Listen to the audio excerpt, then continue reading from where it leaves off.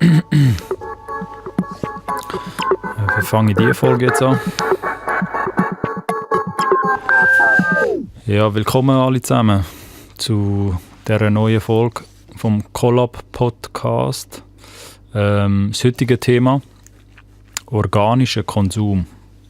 Organisch ufe, so wie ich die ganze Thematik genannt habe, in diesem lieben Titel. Ein sehr grosses Thema, ein sehr komplexes Thema, aber gleichzeitig auch ein Thema, das mir sehr, sehr am Herzen liegt, was das alles zu bedeuten hat mit organischem Konsum. Und jeder, der mich ein bisschen kennt oder schon mit mir zusammen irgendwie über das geschwätzt hat, was so ein Künstler heutzutage ausmacht und wie so ein Werdegang kann möglich sein von einem Künstler, weiss, dass wenn es überhaupt ein Thema gibt, das sehr wichtig ist, wo man sich anschauen muss, dass bis jetzt immer auch der organische Konsum eigentlich auch war, organischer Konsum oder was da dahinter natürlicher Konsum ist. So. Das wird jetzt ein bisschen eine längere Folge. Ich versuche das natürlich, all die Gedanken, die ich mir da dazu mache, auf eine möglichst kompakte Art zu präsentieren, weil da könnte man gefühlt 7 Episoden daraus machen an 50 Minuten oder einer Stunde. Darum versuche ich das ein bisschen so zu verpacken, dass es auch nicht zu komplex wird. Aber ja, die Folge ist einem natürlichen Wachstum und also einem natürlichen oder organischen Wachstum von einem Künstler gewidmet. Jetzt könnte man sich fragen, zuerst mal, was ist organischer Konsum bzw. natürlicher Konsum und was ist unnatürlicher bzw. künstlicher Wachstum bei einem Künstler? Das sind natürlich sehr, sehr viele Faktoren, die da mit reinspielen, aber ich versuche das ein bisschen abzubrechen. Wie gesagt, weil das Thema meistens schnell falsch verstanden werden kann. Es kann auch sehr schnell in eine falsche Richtung gehen, dass man vielleicht künstlich mega einen Boost bekommt von gewissen Faktoren, die ich dann später auch noch aufzählen werde, und dafür aber kein natürliches Wachstum als Künstler hat oder eine natürliche Entwicklung. Es kann aber genauso so umgekehrt sein, dass man halt organischen Konsum hat, aber dass dort an anderen Baustellen noch fehlt. Von dem her ist das ein Thema, das alle Künstler betrifft. Das hat auch viele oder unnatürliche künstliche Konsum hat auch schon viele Künstlerkarrieren kaputt gemacht über die Zeit. Also da rede ich halt von langfristigen Zeitperioden, von 10, 15 Jahren oder sogar 20 Jahren teilweise.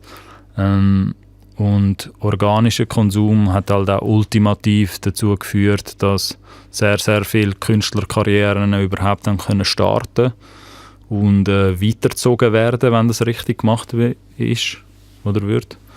Von dem her, ja, es soll in dieser Folge jetzt um gewisse Unterthemen, Subthemen gehen in diesem Gebiet. Aber ich würde als erstes zuerst mal ein bisschen darauf eingehen, was eigentlich unter organischem oder natürlichem Konsum verstanden werden kann.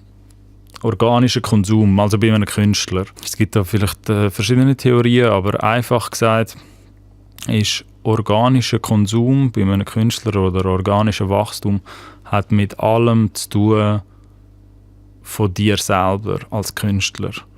Also alle Aktivitäten, alle Aktionen, die wahrhaftig vom Künstler selber entstehen, also keine Aussenwirkung von irgendeinem externen Partner, Medium oder irgendjemand anderes, sondern Aktivitäten, die wahrhaftig vom Künstler selber entstehen.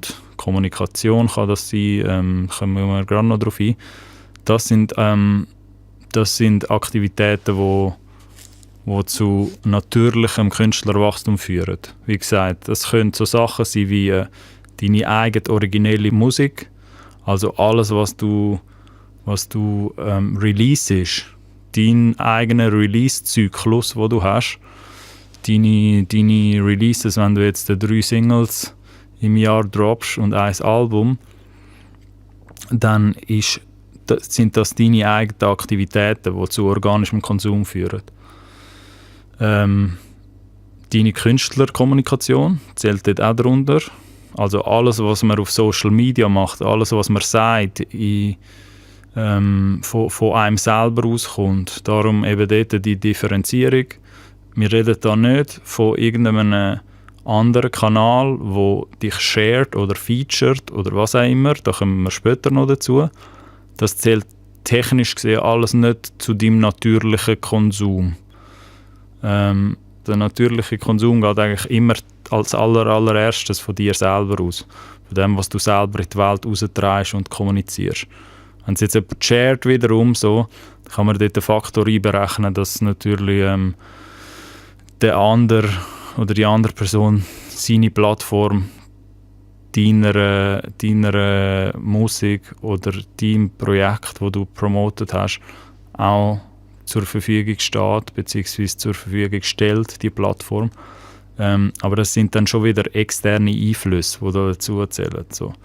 Bei diesem Punkt gehe ich jetzt mehr darauf ein, was kann man als Künstler von sich alleine aus machen, was zu mehr Wachstum oder zu einem natürlichen Wachstum führt.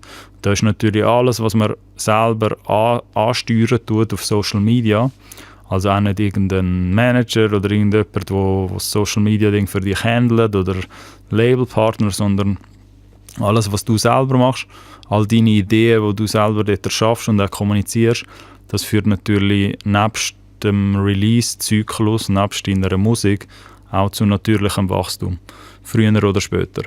Dann alle Partnerschaften und Businessmöglichkeiten, die von dir selber entstanden sind oder von dir selber initiiert worden sind.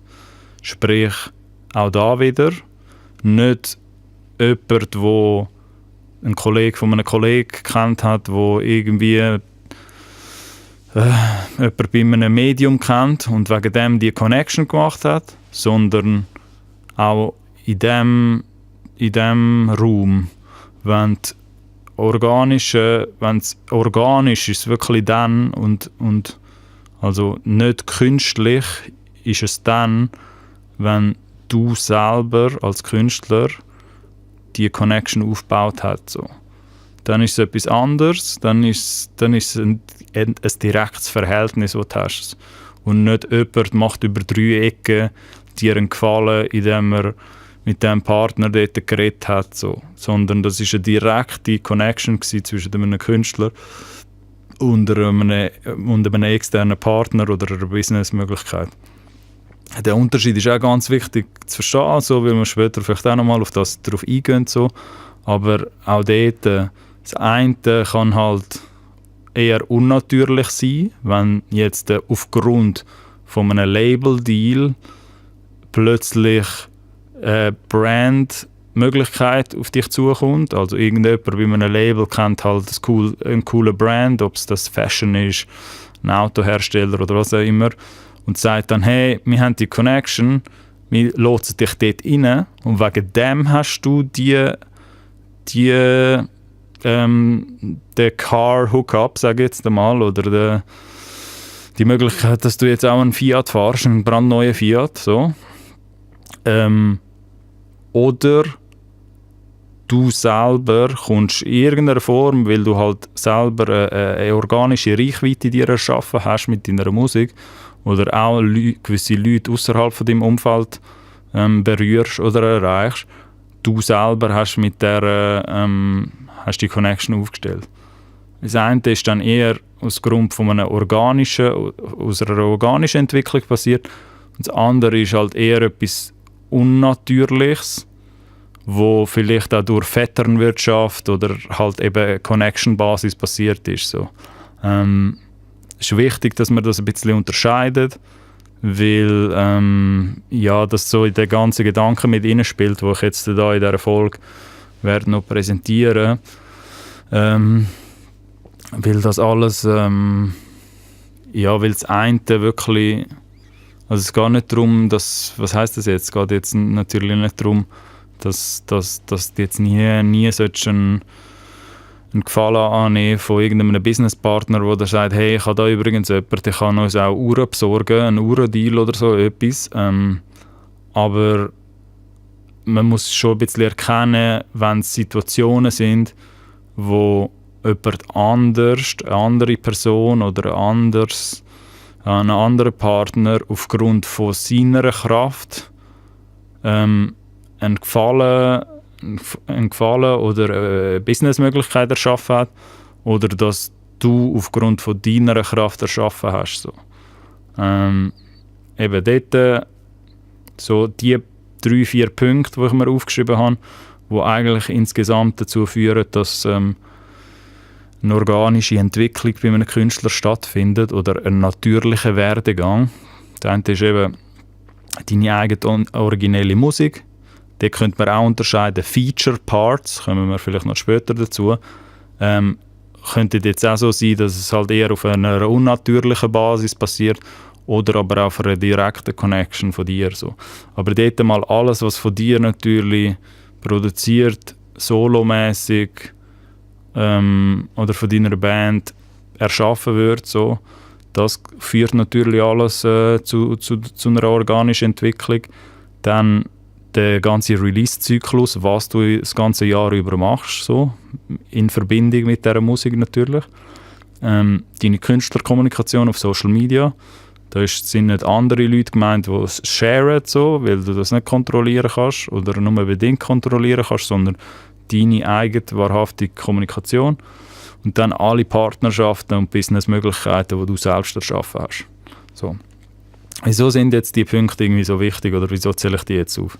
Ich mache das jetzt alles später ein bisschen mehr Sinn, aber man könnte sich jetzt auch meinen, ja gut, das klingt eigentlich alles recht logisch. Das Problem dort, wieso es vielleicht dann in Theorie recht logisch wirkt, aber in der Praxis sehr, sehr viel anders kann kommen, ist, weil auch der Einfluss von draussen, die Grösse von einem gewissen Künstler auch sehr stark beeinflussen kann. Also es hat mit deiner inneren Wahrnehmung und mit der Aussenwahrnehmung zu tun, was die Leute oder die Medien von draussen denken und was man intern denkt. So. Das ist einmal die Innen- und einmal die Aussenwahrnehmung. Und das kann sehr, sehr verschieden sein. So. Als kleines Beispiel, man kann von der Aussenwahrnehmung, wenn jetzt gewisse Medien einen aufgreifen mit der Musik, die man macht, kann es natürlich so wirken, als weil man halt gerade auch der Medienliebling ist und man super mitgemacht hat bei all dieser Promo und bei den Interviews, da kommen wir dann auch sicher irgendwann mal noch dazu, in einem anderen Segment, dass einen hure viele Medien aufgegriffen haben und dann irgendwie plötzlich 5 Tageszeitungen über dich schwätzen, weil du halt das Projekt hast, wo die Medien jetzt mal interessiert. Das muss aber nicht heissen, dass wegen dem auch die Konsumenten draussen die genau gleiche Wahrnehmung haben wie die Medien, die dich aufgreifen. Und das muss auch nicht heissen, dass du in deiner Innenwahrnehmung, also der Künstler in seiner inneren Wahrnehmung, das Gleiche denkt, was zum Beispiel die Medien aufgegriffen haben oder was die Konsumenten denken. So. Kann man jetzt als 3 verschiedene Baustellen sehen, wo alle einen eigenen Gedankenfluss haben, alle voneinander irgendwie beeinflusst werden können. Aber es muss auch nicht heissen, dass alles, was die Medien aufgreifen oder irgendwelche externe Plattformen oder Partner auch automatisch das ist, was die Fans, die Musikhörer, die Konsumenten denken. Und es muss auch schon gar nicht heissen, dass auch der Künstler den gleichen Gedanken teilt. Weil meistens ist es genau alles widersprüchlich so. In einem Idealfall möchte man, vielleicht könnte man jetzt sagen so, muss es jetzt nicht zwingend heissen, aber in einem Idealfall, wenn man jetzt eine gute Künstlerkampagne macht oder eine gute solide Künstlerkommunikation, würde man eigentlich wählen, dass die Medienmeinung mehr oder weniger übereinstimmt mit dem vom Konsument. und auch was der Künstler denkt, so, von der Größe und vom Status vom Projekt. Achtung, darum erwähne ich das, weil all die Einflüsse von außen können natürlich dazu führen, dass das ganze Projekt oder der Werdegang, den man jetzt da hat, so, wenn man es jetzt so nennen will, oder halt eben die Entwicklung, der organische Konsum, der organische Wachstum, plötzlich wegen diesen Ausseneinflüssen, wie eben das Medienfeature oder Leute sharen dich, so, kann das plötzlich mehr aufgeblasen werden, als das Bild tatsächlich, also was tatsächlich der Wahrheit entspricht. So. Dort ist man nachher dann plötzlich in einem Spielraum, wo vielleicht nicht mehr so viel mit organischem Konsum zu tun hat. So. Das kann sich alles gegenseitig füttern, aber es ist wichtig zu verstehen, dass das zwei verschiedene Meinungen sein können und das auch nicht immer ergänzend muss sein. In vielen Fällen ist es nämlich so, dass wenn die Medien, auch als Beispiel jetzt, dich aufgreifen, wenn du zum Beispiel erst gerade rausgekommen bist, also auch vielleicht vom Status her oder von dem, was du geschafft hast, was du für ein organisches Wachstum, was du für einen organischen Boden, natürlichen Boden für dich selber erschaffen hast und eine Fanbase hast, dass das nicht zwingend muss gegeben sein, wenn Medien dich aufgreifen. So. Weil Medien können auch etwas aufgreifen, wo absolut gar keinen Boden hat und auch nicht konsumiert wird bei den Leuten draussen. Darum ist es wichtig und darum gibt es auch jetzt das Thema oder die Folge. Ist es vielleicht wichtig, dass ich da auch ein bisschen aufzeigen kann, was ein und was das andere ist. So.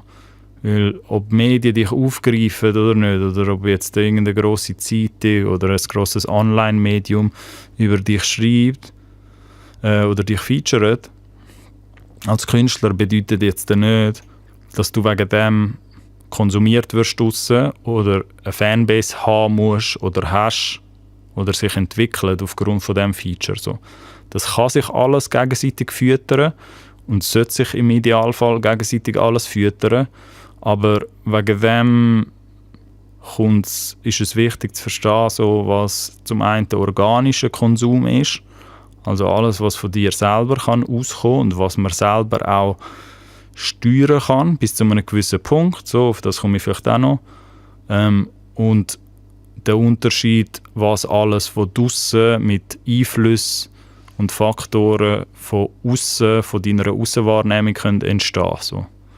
Das können zwei völlig verschiedene Welten sein und es hat früher so als kleine Anekdote natürlich all die, ich weiß nicht, ob man sich da noch erinnert, so an die MTV-Days, VH1, was ist das gewesen? All die MTV Cribs und so von früher, TRL, was es damals gegeben hat, wo teilweise so Dokus rausgekommen sind, dass gewisse, damals halt irgendwie Hip-Hop, R&B vor allem, dass halt gewisse Rapper irgendwie gegen aussen, und das passiert heute natürlich auch, ist noch gang und gäbe, darum erzähle ich die Anekdote vielleicht schnell, ist früher zu MTV Cribs Zeiten halt, hat man halt die ganzen Features gesehen und hat jetzt gesehen, man ist da die ganze Zeit in diesen Rolling Stones Magazines, haben all die Covers von dieser Welt, also Magazincover bekommen, damals wo irgendwie so YouTube-Format noch nicht so mega krass dominant waren, ist die ganze Zeit auf und ab gelaufen auf MTV, hat es auch ganz viel, hat's auch vielleicht auch ganz viele Medien einfach gehabt, die das alles aufgegriffen haben und gegen aussen das natürlich so dargestellt gegen aussen oder die Vermutung zugelassen, dass das Thema riesig ist, so bigger than life. Und wenn man sich dann faktische Zahlen vielleicht angeschaut hat beim einen oder anderen, also sprich Verkaufszahlen oder so die erste Woche, damals ist halt immer so ein bisschen, oder halt immer noch, ist so ein bisschen in der Musikindustrie relevant, was du, oder vor allem wegen der CDs früher, was man so in der ersten Woche verkauft hat, so First Week Sales hat man das genannt. Jetzt ist es eher so Streams, wo man sich dann langfristig anschaut, so, aber das ist, zu einem gewissen Punkt hat das immer noch ein bisschen Relevanz. Und es hat dann können sein und kann immer noch sein, dass mega viele internationale Medien einen aufgegriffen haben und eben MTV hat das Musikvideo auf und ab gespielt und das Radio hat es gespielt und alles ist irgendwie gelaufen und man hat das Gefühl gehabt, wenn man das im Fernsehen gesehen hat, das Thema, dann ist das gigantisch gewesen. Und wenn es dann um die Verkäufe gegangen ist, also die tatsächlichen Fans und Hörer, Musikhörer, wo das jetzt gekauft haben, die CD damals, ist es gefloppt. So. Das ist jetzt natürlich ein totaler Kontrast. So. Das hat man auch immer müssen, von Situation zu Situation muss man das jetzt anschauen. Das ist jetzt nicht ein Beispiel, wo immer 1:1 immer so passiert. Ich sage jetzt auch nicht, dass wenn du jetzt den Medienfeature hast, wegen dem nicht verkaufst. So. Im Normalfall tut sich das gegenseitig füttern oder ergänzen.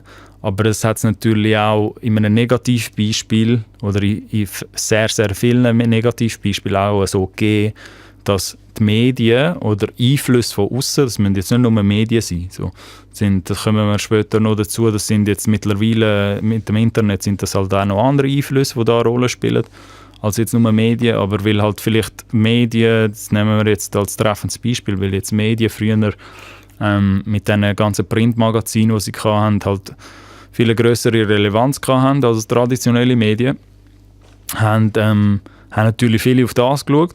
Da hat sich gedacht, ja gut, wenn jetzt der Jay-Z oder sonst irgendjemand oder Beyoncé dort die ganze dreiseitige Reviews bekommt und überall auf den Covers ist und bei allen Radios irgendwie besprochen wird, dass das Thema ja riesig muss sein. Und ist es bei vielen Karrieren dann auch so gewesen, so? Weil, da kommen wir später auch noch dazu, es hat ja einen Grund, wieso Medien dann irgendwie gewisse Künstlerthemen aufgreifen.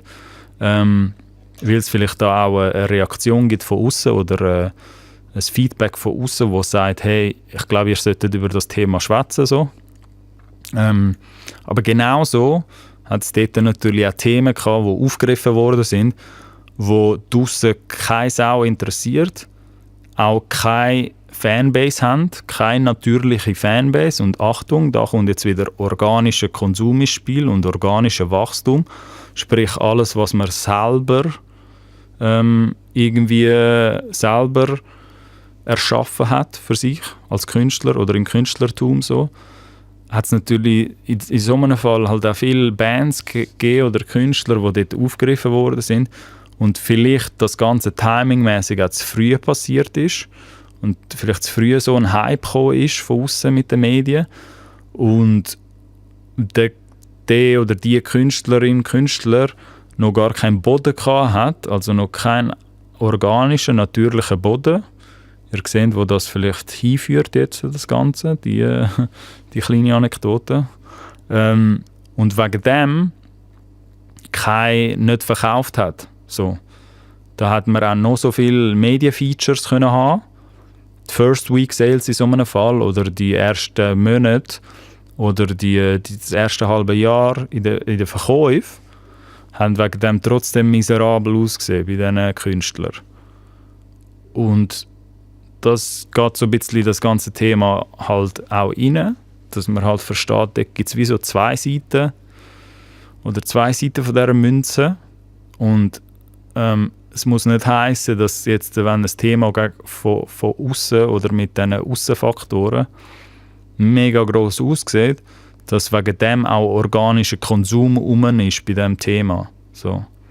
Das hat auch sehr viel damit zu tun, ob der Künstler vielleicht vorher oder während das alles passiert ist, so ein Hype zum Beispiel, auch selber sehr viel gemacht hat. Also man redet da ein bisschen auch so von Groundwork, wo der Künstler gemacht hat.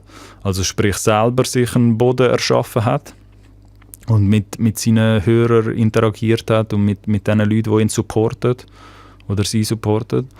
Und wenn das nicht passiert ist, dann kann das natürlich auch wegen dem trotzdem von außen mit dieser Aussenwahrnehmung kann das dennoch so aussehen, als würde es einem Künstler besser gehen, als es tatsächlich ist. Darum ist es halt wichtig, dass man ein bisschen über das Thema redet, was ist jetzt organischer Konsum, also natürliche Entwicklung, und was ist halt nicht so natürliche Entwicklung oder halt auch einfach ein künstliches Feature in so einem Fall. Genau, in dem Ganzen, was jetzt Negativbeispiele sind, so, oder wir haben jetzt halt darüber geredet, gut, zum einen gibt es halt den organischen Konsum.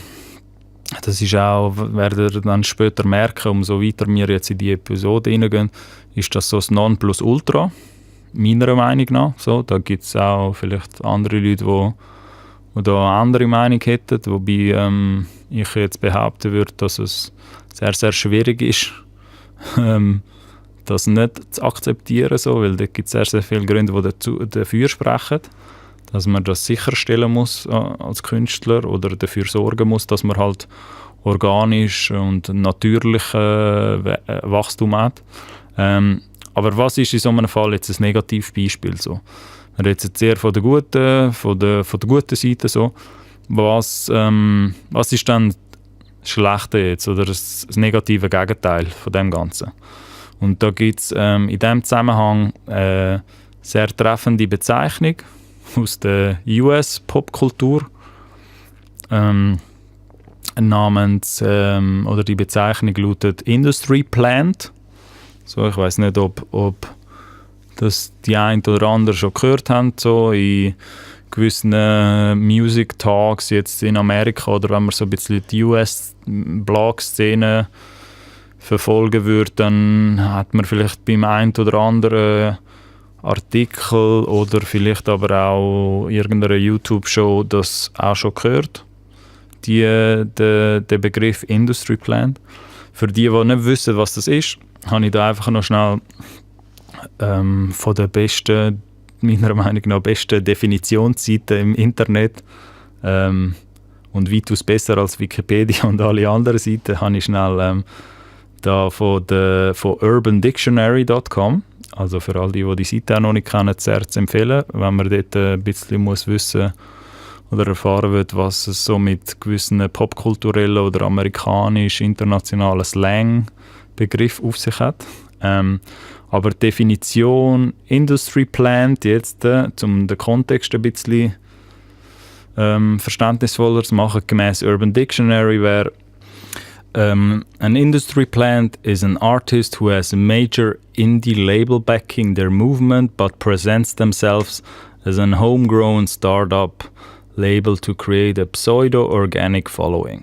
They act as if things are miraculously happening for them based on their talent and music, in Klammern via blog coverage, media coverage, MTV playing their videos, etc. So, Industry Plant in dieser Definition ist so, also so etwas wie eine fabrizierte Figur, wenn man es so will, einfach ausdrückt. Eine Figur, die vielleicht auch Medieninteresse und auch Social Media Interesse geniesst, wie halt oben erklärt, aber nicht konsumiert wird oder nicht zwingend konsumiert wird. So, nicht zwingend eine Fanbase hat, eine echte Musikhörerschaft, wo der Künstler oder die Künstlerin lost überhaupt. Das heisst jetzt aber auch nicht, oder wir diskutieren da jetzt auch nicht, welche internationalen oder welche Schweizer Künstler Industry Plant sind so, und welche nicht. Es geht jetzt auch nicht um das. Es ist mir bei dieser Definition eher darum gegangen, so, den Unterschied ein bisschen festzustellen. Das heisst jetzt aber, und das heisst auch nicht, dass alle Superstars, die man so kennt, die gängigen, alle Justin Biebers von dieser Welt, so, for a lack of a better superstar, dass das jetzt alles Industry Plants sind. Also Figuren, die dort eingepflanzt worden sind von irgendeinem grösseren, mächtigen Label, wo nachher gesagt hat, ja, die tun wir jetzt dort einfach als Schachfiguren dort an und wir werden das alles riesig aussehen lassen in den Medien, aber eigentlich hört das auch gar niemand auf dieser Welt so und will das auch gar niemand hören, aber wir werden einfach allen ein bisschen zeigen, beziehungsweise ein bisschen eine Illusion vorgeben, dass es so ist. Das heisst jetzt nicht, dass das eben bei all diesen ganz, ganz grossen Künstlern, internationalen Künstlern so ist. Bei den meisten würde ich jetzt mal behaupten, ohne dass wir jetzt da tiefe, direkte Statistik angehen, ist organischer Konsum aber auch muss man sich dort anschauen, bis zu welchem Punkt halt. Jetzt ist es halt wichtig, dass man so ein bisschen eher den Unterschied macht bei irgendwie internationalen Künstlern, wo man jetzt vermuten würde, okay, wer ist ein Industry Plant, wer ist es nicht. So. Wenn es einen spannend dunkt, das so den Vergleich mal zu machen, muss man sich eher die Künstler anschauen, die aus einer Nische heraus entstanden sind. Also vielleicht aus einer Indie-Alternative-Nische oder halt aus einem Genre, das nicht in der Masse oder im Mainstream so gelost wird. Und wenn die Künstler halt in diesen 5 bis 8 Jahren oder 5 bis 9 Jahren, wo sie halt dort am Schuften waren den ganzen Tag und halt organisch und langsam und stetig immer ihres Following aufgebaut haben, beziehungsweise ihre Fanbasis oder ihren Boden von Unterstützer, dass es dann schon kann sein, dass aus dieser Nische, aus dem Nischen-Movement irgendwann einmal eine Verbindung oder ein Crossover, man redet dann ein bisschen so von einem Crossover, in Mainstream kann entstehen. Also, dass Mainstream-Pop-Fans dann auf die Band, wenn sie halt dann gross genug ist, oder auf den Künstler oder die Künstlerin irgendwann einmal aufmerksam werden. So. Das ist aber jetzt in so einem Fall eher ein anderes Beispiel, weil das wäre so ein bisschen eben, man muss sich dort den Werdegang halt anschauen. Es werden zum Beispiel viele Künstler, viele ganz, ganz grosse, übermächtige, internationale Künstler, wird halt dann an den Kopf geworfen, ja, das ist jetzt alles irgendwie nur so vom Label fabriziert worden, der ist ganz bestimmt der Industry Plant. Aber man versteht oder man sieht halt dann in dem Moment nicht, ob da im Hintergrund überhaupt eine Historie stattgefunden hat. Also Künstlerhistorie. Wenn eben die Person dann oder der Künstler oder die Band 8 Jahre Musikkatalog hat, bevor man dann auf den gestoßen ist, beziehungsweise bevor das im Mainstream jetzt gross geworden ist, dann kann man beim besten Willen nicht davon reden, dass da die Person dort hingepflanzt worden ist und das alles fabriziert ist. So. Wenn jetzt aber ein Künstler, und da muss man auch aufpassen, das heisst, es kann wegen dem trotzdem so aussehen, als wäre das jetzt über Nacht eingeschlagen wie eine Bombe. Aber da gibt es einen ganz grossen Unterschied. So, man kann auch mit 8 Jahren Musikkatalogen, die man vorher hat, also 8 Jahre davor, kann das in der Aussenwahrnehmung, im Mainstream, in der Mainstream-Popkultur trotzdem so aussehen, als wäre das plötzlich über Nacht gekommen, weil man vielleicht das als Musikhörer, als allgemeiner Musikhörer erst viel, viel später jetzt entdeckt hat, dann wenn halt der Hype explodiert ist. So. Das andere Beispiel aber dort, wo es dann halt irgendwann einmal zu einem Kritikpunkt werden kann, dass man meint, die oder derjenige ist ein Industry Plant, ist halt, wenn der Künstler oder die Künstlerin noch nie released hat vorher, noch nie irgendeinen Titel veröffentlicht hat und dann von 0 auf 100 beschleunigt worden ist. Also von 0 auf 100 wirklich über Nacht, scheinbar halt im Rampenlicht, wie man es so irgendwie schön sagen, oder im Mainstream jetzt plötzlich da ist. Wenn jetzt bei so einem Artist-Profil, wenn man jetzt dort würde draufklicken und dort ist nebst dem einen Song, der jetzt ganz, ganz stark und gross ist und überall gefeatured ist, kein einziger anderer Song vorher released worden ist oder vielleicht 1, 2 andere Songs vorher, dann könnte man jetzt schon natürlich sagen, gut, ist das Ganze ein bisschen ist das Ganze ein bisschen komisch so. Muss wegen dem nicht heissen, dass der Hype, der entstanden ist, nicht organisch passiert ist, also wegen der Leute draussen, die das einfach feiern und cool finden. So. Weil jetzt mittlerweile gibt es halt auch so Beispiele, die halt dann vielleicht auf Instagram vorher entstanden sind, also Künstlerprojekte, die sehr lange schon auf Instagram vorher waren und dann erst den allerersten Release haben, so auf den offiziellen Plattformen. Und das nachher für die natürlich den ganzen Instagram-Hustle, den ganzen Instagram-Grind vorher nicht gesehen haben, so all die Jahre, oder 1-2 Jahre oder was auch immer dann die Historie ist, für die wirkt es natürlich dann auch so, hey, woher kommt jetzt die Person oder die Band, die da jetzt plötzlich über Nacht irgendwie aufs Eis geschossen ist oder in die Top 10. So. Aber das geht natürlich alles in das rein. Was ist halt organisches Wachstum und was ist eher künstlicher oder unnatürlicher Wachstum oder Konsum? Weil das muss man sich dann in so einem Fall auch alles anschauen. Darum erzähle ich jetzt auch all die Unterschiede, so, weil es gibt auf beiden Seiten gibt's halt dann Künstler, wo halt plötzlich einer schießt auf und man meint dann, hey, das ist jetzt, wieso ist das jetzt da, wieso feiert das jetzt jeder, aber er kennt vielleicht in so einem Moment auch nicht, die Person hat oder die Künstler oder die Band haben schon 8 Jahre vorher sind sie am Struggle gewesen und haben die ganze Zeit released. Aber es gibt genauso auch Themen, die jetzt irgendwie völlig über Nacht einfach aufkommen und vielleicht auch aufgrund von Medien und Ausseneinflüssen plötzlich einfach da sind. Und dort kann man eben das Bild sehr, sehr schnell verwaschen. So. Kommen wir vielleicht später dann auch noch so zu ein paar Beispielen, was dort vielleicht ein bisschen konkreter gemeint ist. Aber das zu dem ganzen Thema, ja, was ist halt dann ein Industry Plant oder halt ein Negativbeispiel so. Und das gibt es auch in der Schweizer Musikindustrie so. Also es soll auch jetzt als Disclaimer gelten, so ich rede da nicht nur von Entwicklungen, die man bei internationalen Künstlern sieht, also bei grossen US- oder UK-Künstlern. Das kann in jeder Musikindustrie, in jedem Land passieren, auch mit lokalen Künstlern so. Wegen dem ich komme vor allem auf das Thema oder möchte die Diskussion ein bisschen mit den Leuten haben, die jetzt dazu hören, weil das eigentlich eher auf die Schweiz soll angewendet werden, der Mindset. Also es soll eher eine Thematik sein, die jetzt uns da in der Schweiz soll betreffen, beziehungsweise wo wir darüber reden sollen.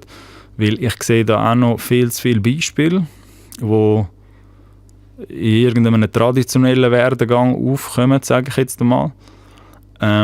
Und das Thema nachher vielleicht trotzdem nicht organisch konsumiert wird oder organisch irgendwie natürliche Fanbase hat. So.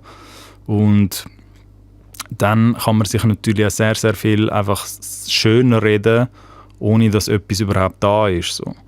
Und das passiert jetzt, heute noch, während ich das da am Aufnehmen bin, passiert das mit sehr, sehr vielen Künstlern, ob etabliert oder nicht etabliert, so, weil die Regeln gilt natürlich halt auch für neue Künstler, für Newcomer vor allem muss man dort halt aufpassen. Darum sage ich das jetzt auch alles ein bisschen so, weil ich will ja natürlich eher ein bisschen die Leute abholen, die vielleicht noch nicht so einen Kontakt haben mit Medien oder mit Einflüssen von außen oder Reaktionen von außen. Und ich finde, das ist ganz, ganz wichtig zu verstehen, dass das nicht zwei verschiedene Welten sind. Aber das passiert, also so Negativbeispiele gibt es auch in der Schweiz noch ganz, ganz viel. So, das hat aber, da kommen wir auch in anderen Episoden sicher auch noch dazu, das hat natürlich auch mit den verschiedenen Zielgruppen zu tun. Also ohne da jetzt super nerdig zu werden, aber mit den Leuten, die da eigentlich zuhören, so, ob das halt eher Jüngere sind, ältere Leute, auf welchen Plattformen die unterwegs sind, was die konsumieren für Medien, wo sie ihre Informationen bekommen, dass sie überhaupt erfahren, dass neue Musik von dem Künstler draussen ist. So. Das sind alles auch Faktoren, die da reinspielen. Aber mir geht es vielleicht jetzt bei dem Ganzen eher so darum aufzuzeigen, Es gibt halt Künstler, wo den organischen Weg gehen, den organisch-natürlichen Wachstumsweg und dann gewisse Medien-Features aufgrund oder Aussen-Features, so können ja auch Social-Media-Features sein, aufgrund von dem passiert, dass die Leute sie draussen konsumieren. Und es kann genauso aber so viele Beispiele geben von Künstlern, die halt versuchen, da Schritt zu überspringen und halt irgendwie alles versuchen zu machen, einfach, dass sie irgendwie in die Medien kommen oder von der Tageszeitung XYZ irgendwie gefeatured werden und wegen dem auch würden gewisse Schritte überspringen, die essentiell sind und die sehr wichtig sind, dass man die macht als Künstler im Künstlerwerdegang mit dem organischen Wandel, der nachher passiert, mit der organischen Entwicklung. Darum, es gibt halt wie so beides. Genau. Und aufpassen muss man halt eben bei diesen Künstlern, wenn man so ein bisschen selber die Übung machen will, oder sie so ein bisschen in Erfahrung bringen will, jetzt ist da irgendein Künstler, der jetzt voll schnell aufgeschossen ist, so aufpassen muss man bei diesen Künstlern, oder man kann so die Übung machen und einfach mal die Artist-Page anschauen und mal schauen, ob da überhaupt eine Release-History vorher schon stattgefunden hat, sprich, ob der Künstler, die Künstlerin oder die Band vorher schon Musik released hat oder nicht. So.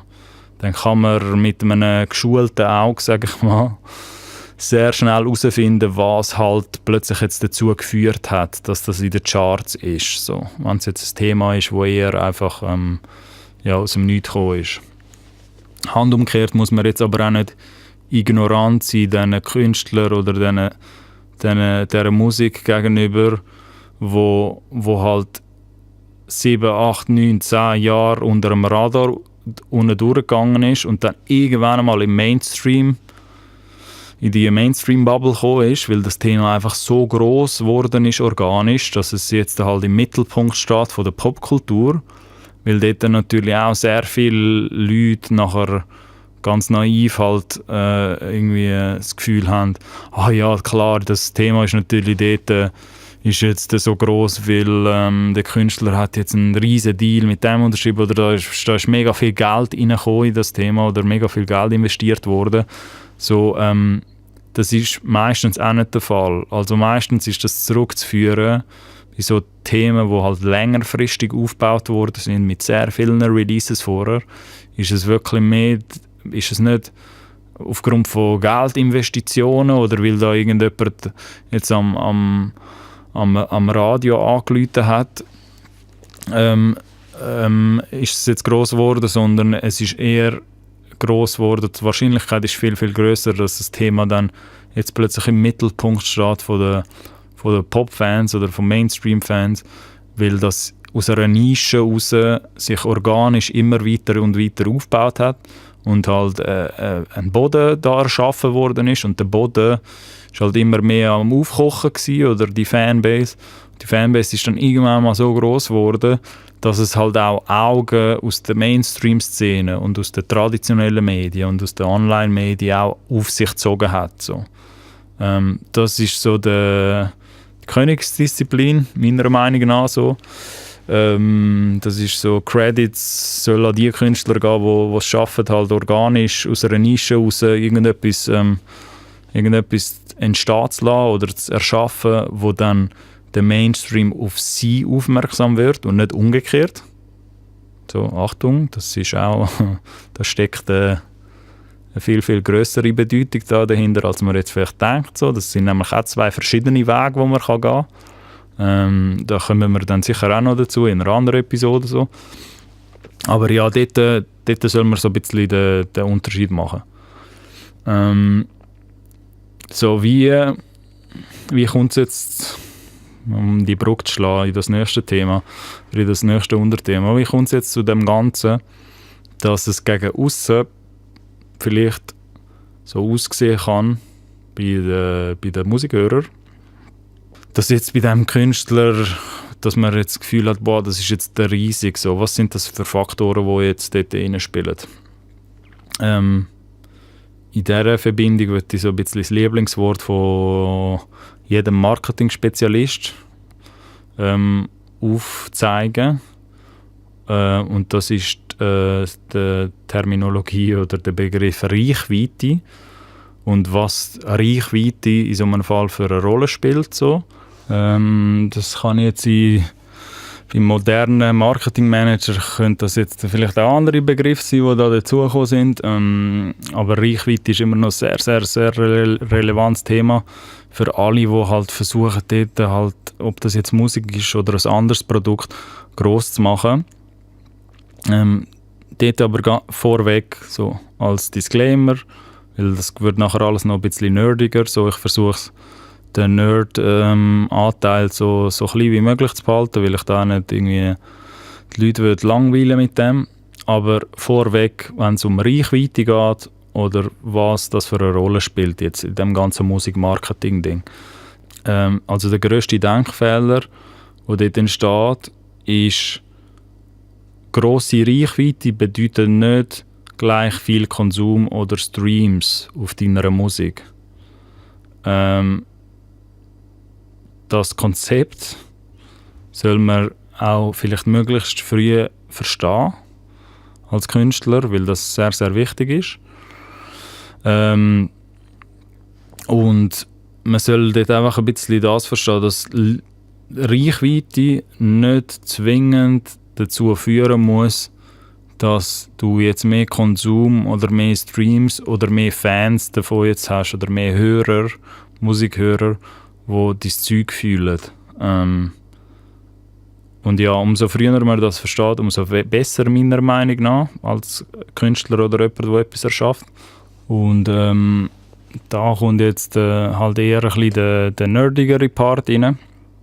Aber ich will doch noch ganz geschwind auf das eingehen, was das jetzt bedeutet hat mit der Reichweite.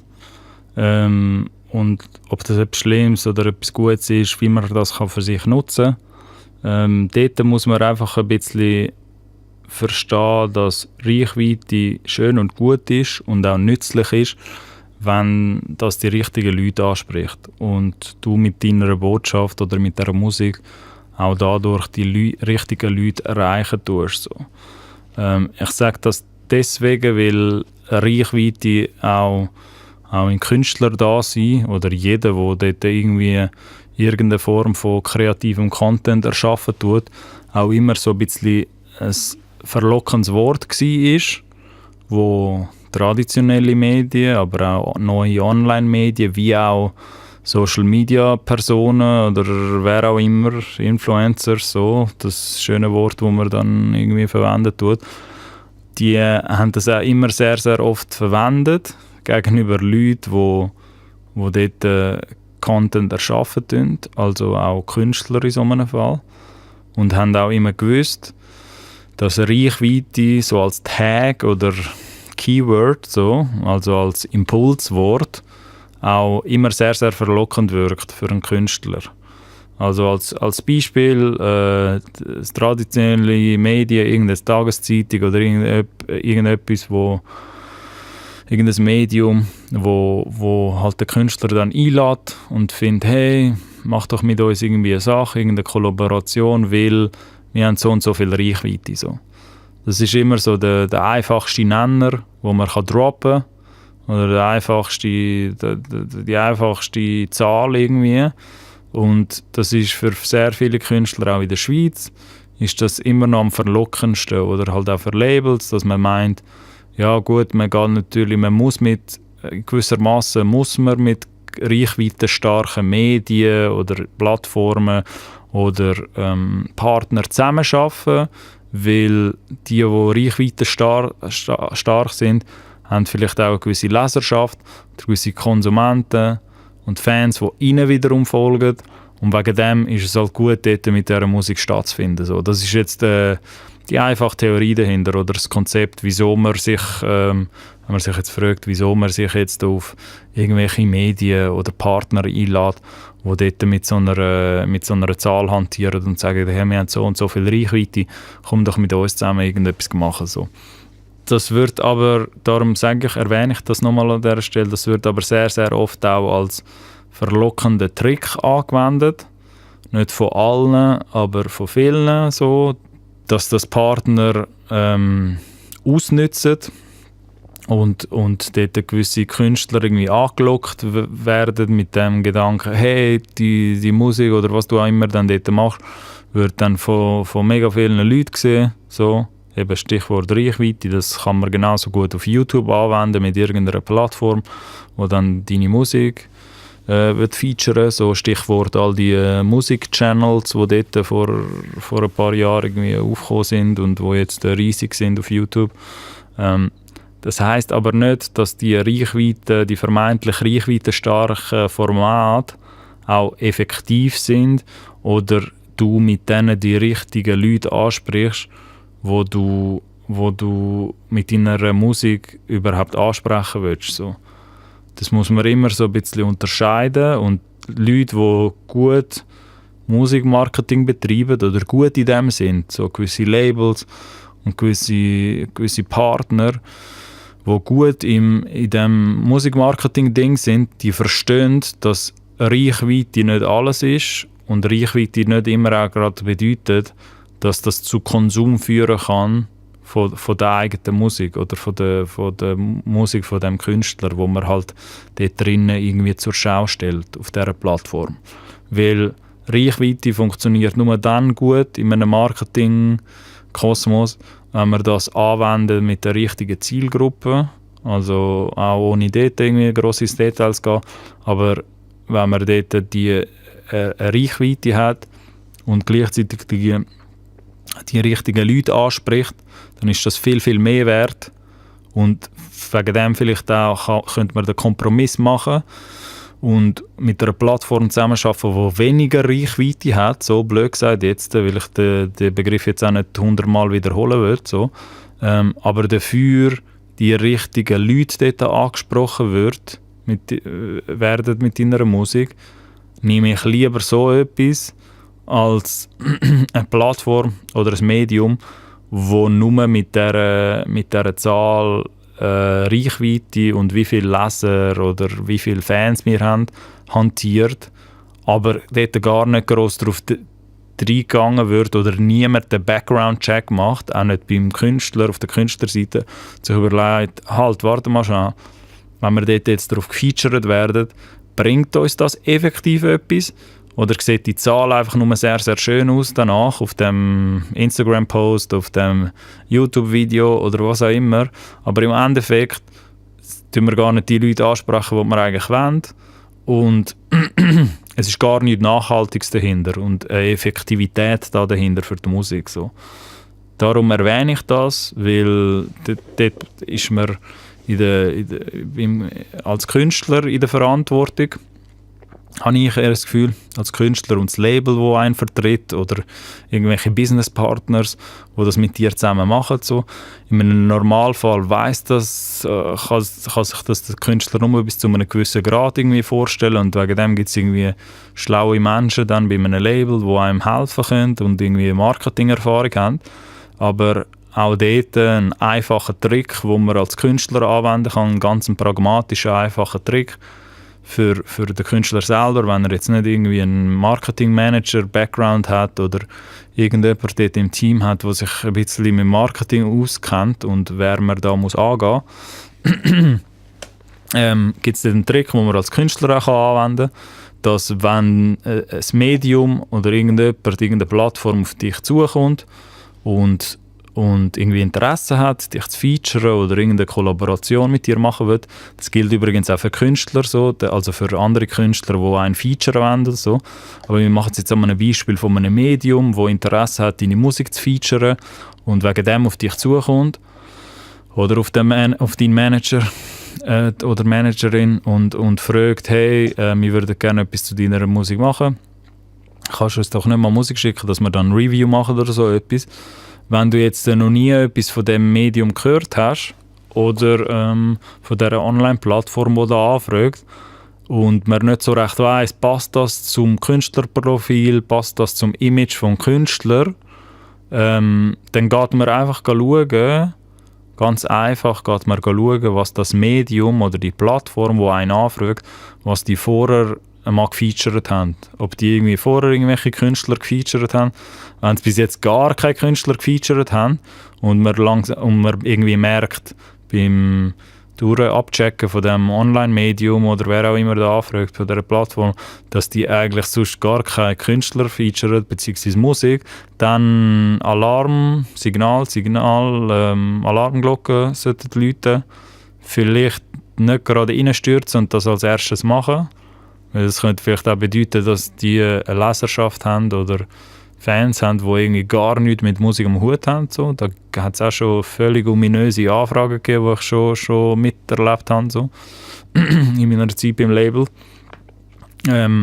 Aber wenn es jetzt ein Medium ist oder eine Plattform, die vorher auch schon Musik gefeatured hat, dann geht man einfach schauen, was das für Künstler sind, die sie vorher gefeatured haben. Und ob die Künstler musikalisch oder muss jetzt nicht 1:1 vom Style her zum eigenen Künstler passen oder zu dir als Künstler, aber man kann sich anschauen, ist das in dem Ethos oder in dem Style, in dem Mood, in dem Vibe oder in dem Genre, wo du dich auch befindest. So, sind das Künstler, die ähnlich sind. So, eben muss nicht wieder alles auf den Style abgebrochen werden, so, aber sieht man sich an der Seite von diesen Künstler-Features auf dieser Plattform oder in dem Medium, wo einen anfragt. So kann man ganz einfach auch selber irgendwie herausfinden, indem man einfach dort auch nochmal die Historie anschauen von dieser Plattform oder von dem Medium, wo einem anfragt, kann man dort ganz, ganz einfach herausfinden, ob man auch dort dazugehören will oder das Feature will, bestätigen oder halt nicht. Ob das jetzt ein Interview ist oder irgendein anderes Format, das dort gemacht wird. So. Da kommen dann noch andere Komponenten ins Spiel, aber das ist so ein bisschen jetzt wichtig zu verstehen, wenn es um den Kontext geht. Ja gut, nehme ich jetzt entweder Reichweite oder ein Medium, wo genau die Leute anspricht, die ich auch möchte ansprechen mit meiner Musik. So. Und arbeitet dort mit dieser Sicherheit, dass es eine Medienvielfalt da draussen gibt. Nicht, wenn es zwingend um die traditionellen Medien geht, aber um Online-Plattformen und irgendwie gewisse YouTube-Formate oder allerlei Sachen auf Instagram, die dort auch aufgespielt werden, jetzt langsam aber sicher. Weil es gibt dort Flächen, die man ausnutzen kann und so Sachen wie jetzt auch andere Leute, die einen sharen auf Instagram oder auf Social Media allgemein, zählt man da natürlich auch drunter. Das sind auch in dem Sinn Online-Medien oder Online-Persönlichkeiten, die einen featuren könnten. Und dort auch, wenn natürlich von so einer Person dann eine Anfrage kommt, dann kann man dort auch ganz einfach, bevor man überhaupt irgendetwas bestätigt oder absagt, geht man dort mal abchecken, was die Online-Medien vorher alles gebracht haben, so, oder die Online-Plattform.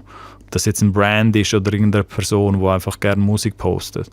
Und dann findet man ganz schnell heraus, ob da die eigenen Intentionen übereinstimmen mit dem, was irgendwie die Anfrage auf sich hat. Und es liegt auch eine Macht in dem, halt auch Nein zu sagen zu etwas, wo man das Gefühl hat, das passt nicht. So, und dort kommt eben dann die Verlockung ins Spiel. Weil wenn du dort dann plötzlich einen Account siehst, der 300'000 Follower hat, und man ist dann angefragt worden, ob der andere Account mit diesen 300'000 Followern nicht die Musik kann posten kann, dass man dann als Künstler natürlich irgendwie sich sofort würde denken, ja gut, dann spiele ich jetzt mal mit. Das mache ich auf jeden Fall, weil das ist eine riesige Zahl, aber sind unter diesen 300'000 Leuten oder ist das ein Profil, wo auch die Leute anspricht, die ich möchte ansprechen mit meiner Musik. Dort machen sich, glaube ich, sehr wenig Künstler so ein bisschen Gedanken drüber.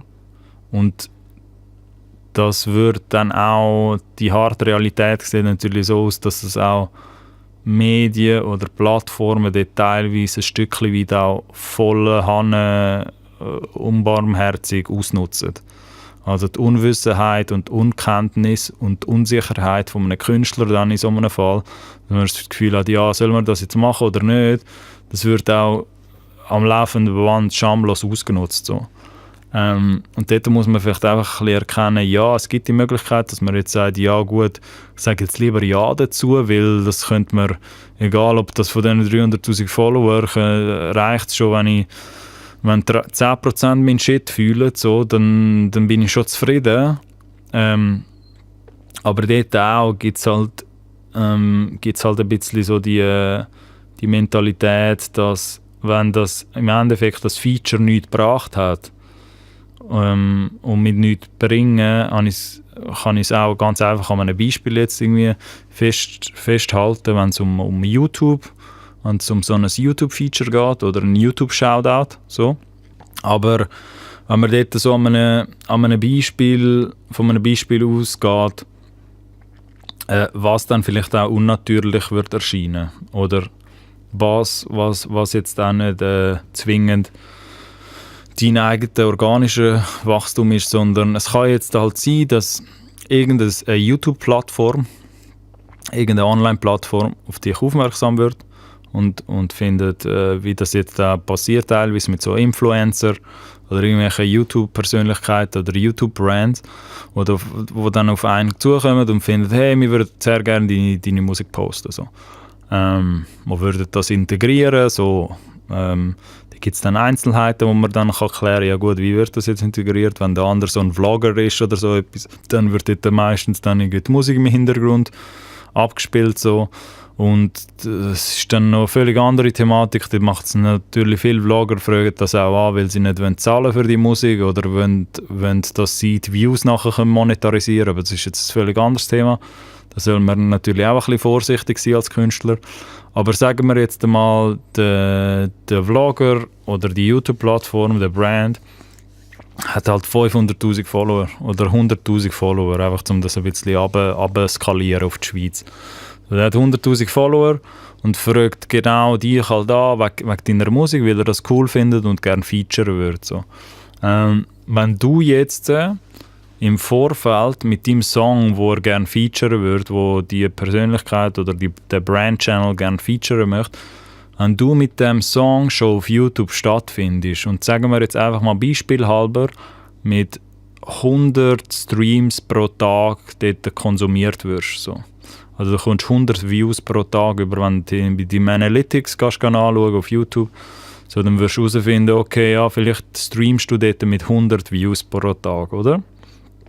Jetzt, wenn man das schlau angeht, wenn man das intelligent angeht, mit ein bisschen einem Marketing, mit einem Marketing Approach dahinter, dann würde man das Feature nur machen, wenn man das Gefühl hat, die 100 Streams pro Tag könnten vielleicht aufgehen, nachdem wir das Feature gemacht haben. Also nicht nur währenddessen das Feature läuft, sondern dass sich die Entwicklung, da reden wir halt jetzt wieder von organischen oder künstlichen Wachstum oder Entwicklung, dass aber die Streams nachhaltig, also sprich langfristig, sich vielleicht um 20% steigern oder die Hälfte, also verdoppelt, oder vielleicht um 70% steigern, nachdem das Feature passiert ist.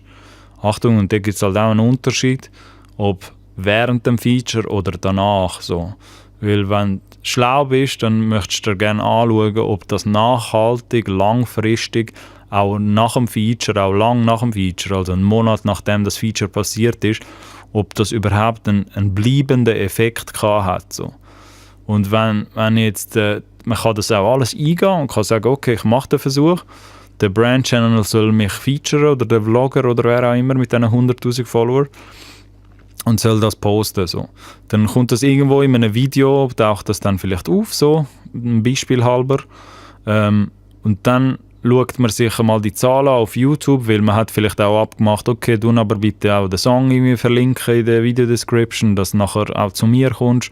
Vielleicht hat es auch, wenn man ganz, ganz gewieft war und schlau war, hat man hoffentlich irgendwie eine Geldtransaktion gemacht, dass man sagt irgendwie, ja, man kommt auch etwas über für das Feature, so, dass man das nicht irgendwie gratis machen soll. Genau, und dann wird das gefeatured und sagen wir, man streamt jetzt, vor dem Feature hat man jetzt immer mit 100 Streams pro Tag ist man konsumiert worden. Und dann kommt das Video raus von dem Brand oder von dem Vlogger auf YouTube. Und das kommt vielleicht 2 Wochen später raus. So, und am Tag nach dem Upload und in den ersten 2-3 Tagen nach dem Upload sieht man in den Analytics plötzlich, gut, es geht auf 300 Views pro Tag. So. Dann könnte man jetzt den Rückschluss ziehen, oder als Marketingmensch würde man jetzt vielleicht den Rückschluss ziehen, wenn man jetzt keine anderen Aktivitäten gerade laufen hat um den gleichen Zeitraum, dann ist es höchstwahrscheinlich wegen dem YouTube-Feature passiert, so, dass es jetzt von 100 Streams pro Tag auf 300 Streams pro Tag rauf ist. So. Da findet man erstmal, okay, cool, ja super, das ist jetzt auf 300 Streams pro Tag rauf. So. Jetzt ist es aber ganz wichtig, dass man sich schaut, was der nachhaltige Effekt ist. So. Ist das jetzt nur für ein paar Tage auf 300 Streams pro Tag rauf, weil es den Shoutout halt einfach gegeben hat auf YouTube von dem anderen YouTuberin oder von dem Brand-Channel, oder ist das nachher einfach mit 300 Streams weitergegangen, plus minus, nachhaltig, oder ist das nur 2-3 Tage gegangen und nachher ist das wieder auf 100 Streams runtergegangen. So, und man hat dann weiterhin auf 100 Streams weiter ist man konsumiert worden. So. Das ist dann kein nachhaltiger Effekt, der da entstanden ist wegen dem Feature. Und wenn es jetzt so wäre, dass es auf 300 Streams aufgegangen ist pro Tag, und weil das Feature vielleicht einmalig ist und nachher nie mehr passiert, sieht man aber nachher in den Analytics einen Monat später, also so 4-5 Wochen nach dem Upload, nach dem Feature, sieht man, das geht bei 250 Streams pro Tag weiter oder zwischen 300 und 250 pro Tag. Dann weiss man auch, okay, das hat einen nachhaltigen Effekt gehabt. Also das Feature, wo auch ein bisschen gemacht worden ist oder zugesagt worden ist, aufgrund von dieser neuen Reichweite, die da dazugekommen ist, es hat einen bleibenden Effekt gehabt. Also Leute sind von dort wiederum auf dieses Video gekommen und sind aber auch dort geblieben. Achtung, es geht vor allem um die Lektion. So. Weil dort kommt halt eben dann ins Spiel, wer propagiert halt einfach mit Reichweite, also wer tut da einfach Reichweite predigen und lockt dich wegen dem an mit Features, und eigentlich bringt das gar nichts, weil vielleicht nach dem Feature geht das wieder auf 100 Streams runter pro Tag, dann hat es genau nichts gebracht, so. Also nicht nichts, wegen dem kann es trotzdem sein, dass es in diesem Zeitraum von diesen 300 Streams pro Tag in den ersten paar Tagen nach dem Feature kann es trotzdem sein, dass es halt nachher einfach weiter raufgeht. Das weiss halt wieso niemand. Aber wenn jetzt nicht das Medium oder das Format ausgewählt worden ist, auch ein bisschen aufgrund von der Zielgruppe oder von den Leuten, die das konsumieren, wo man das Gefühl hat, das sind die Leute, die man auch wirklich ansprechen will, dann ist die Wahrscheinlichkeit natürlich recht hoch, dass wenn man es nur wegen der Reichweite macht, weil einfach die Zahl super gross aussieht, dass es dann halt genauso gut wieder runtergeht auf die 100 Streams ursprünglich, die man sowieso hat. Und dann ist das halt wie so kein nachhaltiger Effekt, und dann kann man sich halt darüber streiten, ob man das Feature überhaupt hätte machen sollen oder nicht, weil die Wahrscheinlichkeit ist halt auch da, dass wahrscheinlich die Plattform dann ein recht played hat, so wie man im schönen Street-Jargon würde ich sagen, dass sie halt einfach das ausgenutzt haben mit dem Argument, ja gut, wir haben viel Reichweite, aber das hat eigentlich insofern nicht wirklich irgendjemand interessiert dort, wo sich das Feature angeschaut hat, das Video-Feature, wo deine Musik vorgekommen ist. Weil sonst hat das in irgendeiner Form hat sich die Zahl von 100 Streams hat sich vielleicht auch gegen bewegt, und man weiss dann ganz bestimmt, okay, das sind gewisse Fans oder gewisse Hörer oder Zuschauer von diesem YouTube-Kanal sind auch wieder auf mich übergegangen, und sind auch bei mir dann geblieben, weil sie halt den Content so geil finden oder die Musik so. Wenn es halt nur in den ersten paar Tagen passiert ist, dann ist das einfach etwas eher Unnatürliches, was einfach aufgrund vom Feature passiert ist, aber nicht etwas Nachhaltiges. Vielleicht erkennt man halt dort ein bisschen jetzt auch, was dann der Unterschied ist, ob es jetzt einfach um den Willen gemacht wird, Reichweite zu holen, oder ob man dann in so einem Kontext auch die richtigen Leute ansprechen will. Weil Reichweite kann man sich halt auch einkaufen.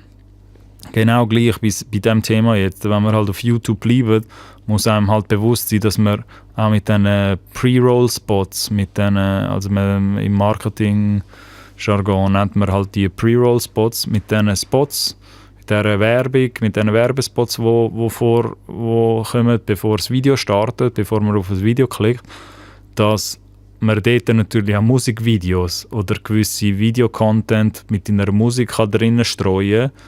Und für das kann man auch zahlen. So.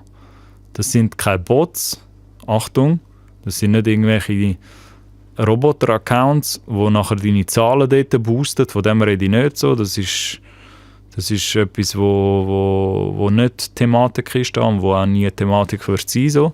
Aber man kann Reichweite wegen dem trotzdem einkaufen.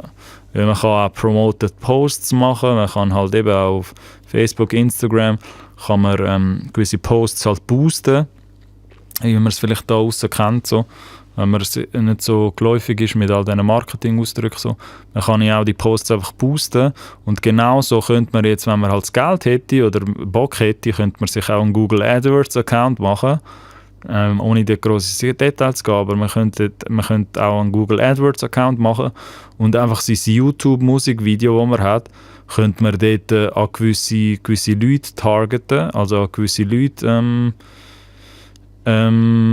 Werbung schalten und dann auch seine Zielgruppe, also die Gruppe, die man ansprechen will, ganz genau auswählen. Und dann gibt man dort 500 Stutz aus oder 200 Stutz oder was auch immer das Budget ist.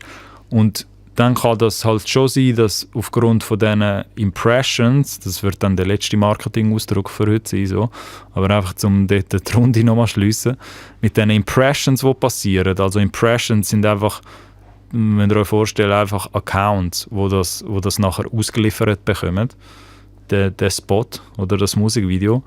Kannst du natürlich auch irgendwie 500 Stutz, sagen wir, wenn du jetzt mit 500 Stutz 500'000 Impressions erreichst, also 500'000 Accounts, dann kann das schon sein, dass von diesen 500'000 Impressions, dass dann 300 oder 400'000 neue Views generiert werden auf deinem Video. So.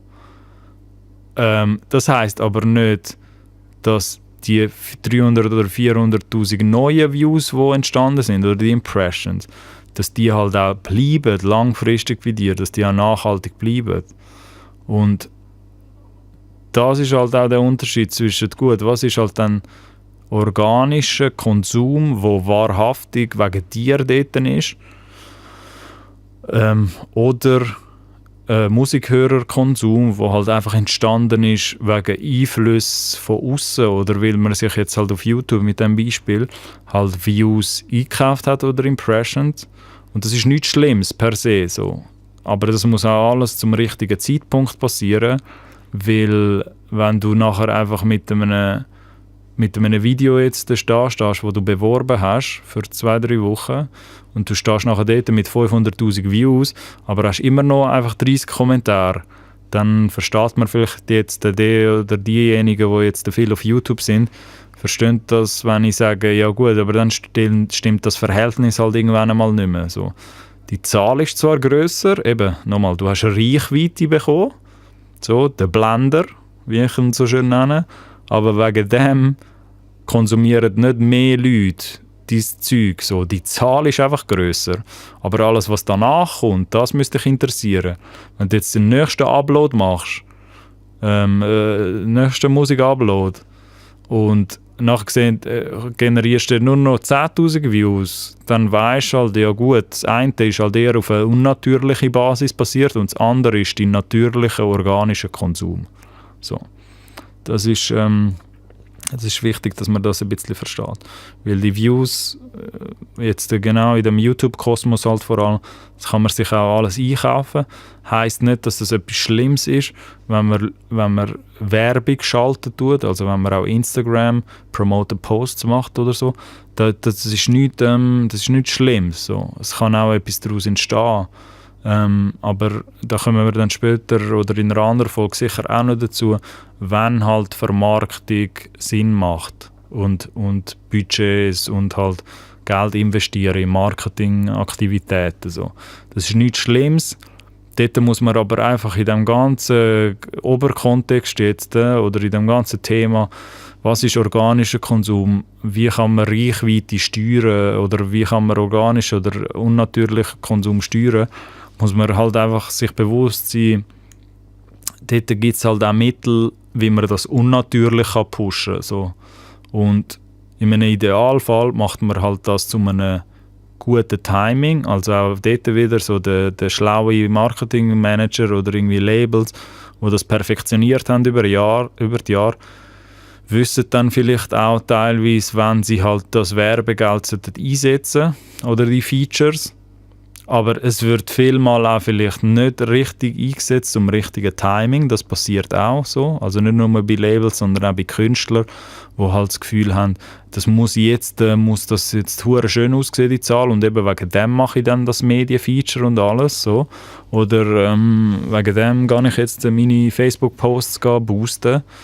Aber es ist einfach so ein bisschen, die Lektion steckt dort dahinter, dass wenn man das zum falschen Zeitpunkt macht, und dort versucht halt Schritt zu überspringen und sich ohne einen eigenen Boden schon haben oder einen organischen Konsum schon erschaffen zu haben, wenn man dann schon will, also vielleicht auch viel zu früh, so, das ist halt das, was wahrscheinlich ist, was bei vielen passiert, dass man das schon viel zu früh möchte, dass wenn man dann natürlich Geld einsetzt oder gewisse andere Mittel, eben, sei es jetzt, dass ich irgendwie da einkaufe oder also Views einkaufe oder Werbung schalten, Facebook-Posts machen, Promoted Posts oder alles, was halt nicht auf natürlichem Weg ist, also sprich alles, was nicht aus der eigenen Kraft passiert ist, dass das dann schnell mal die Zahlen verfälschen und wegen dem steht man dann trotzdem nicht mit mehr organischem Konsum da. So. Das ist aber auch ein sehr komplexes Thema. So, das braucht vielleicht auch sicher noch mal ein paar Folgen oder auch ein bisschen die Reaktionen jetzt von draussen, wenn das Leute hören, dass man da bei gewissen Fragestellungen noch ein bisschen tiefer reingehen kann in das Ganze. Weil ich möchte jetzt auch nicht, dass es so aussieht, dass ich jetzt das Gefühl vermittle, dass Marketingbudgets oder dass man jetzt nicht soll, um Gottes Willen keine Promo machen oder Medienfeatures oder so etwas, überhaupt nicht so. Also Promotionen und Medienfeatures, egal ob das bei traditionellen oder Online-Medien sind, haben eine sehr starke Berechtigung und sind auch essentiell für jede gute und anständige Künstlerkampagne, egal ob das ein Album ist oder eine Single. Und genauso aber auch Marketingbudget oder Reichweite, wo man sich einkaufen kann, hat irgendwann einmal im Künstlerwerdegang auch seine Berechtigung. So. Man muss sich aber bei diesen Sachen halt immer auch ein bisschen das Timing anschauen und wenn die Faktoren halt alle reinspielen, weil wenn es jetzt ganz banal, eben, wenn man jetzt das Beispiel mit Marketingbudget angeht, so, gibt es da sehr, sehr wenig Leute, wo wenn man das kritisch würde anschauen, die daran glauben, dass, also auf der professionellen Seite rede ich jetzt eher, gibt es wenig Leute, die daran glauben, dass man jetzt gerade sofort von Anfang an soll mega viel Geld reinbuttern. Wenn es jetzt ein Thema ist, das noch nie vorher veröffentlicht hat, also ein Künstler, der noch nie vorher irgendwie Songs draussen hat und noch nicht das organische Feedback gekommen ist von einer Fanbasis, wo man sich auch aufbauen konnte. So. Trotzdem kann das aber passieren, dass das auch teilweise gemacht wird. Von grösseren Partnern oder irgendwie halt dann aber auch Künstler, die die Sorge haben, dass sie das Gefühl haben, ja gut, es soll halt gerade mit dem ersten Song knallen und man hat vorher vielleicht noch gar nie irgendwie selber für sich etwas aufgebaut. So.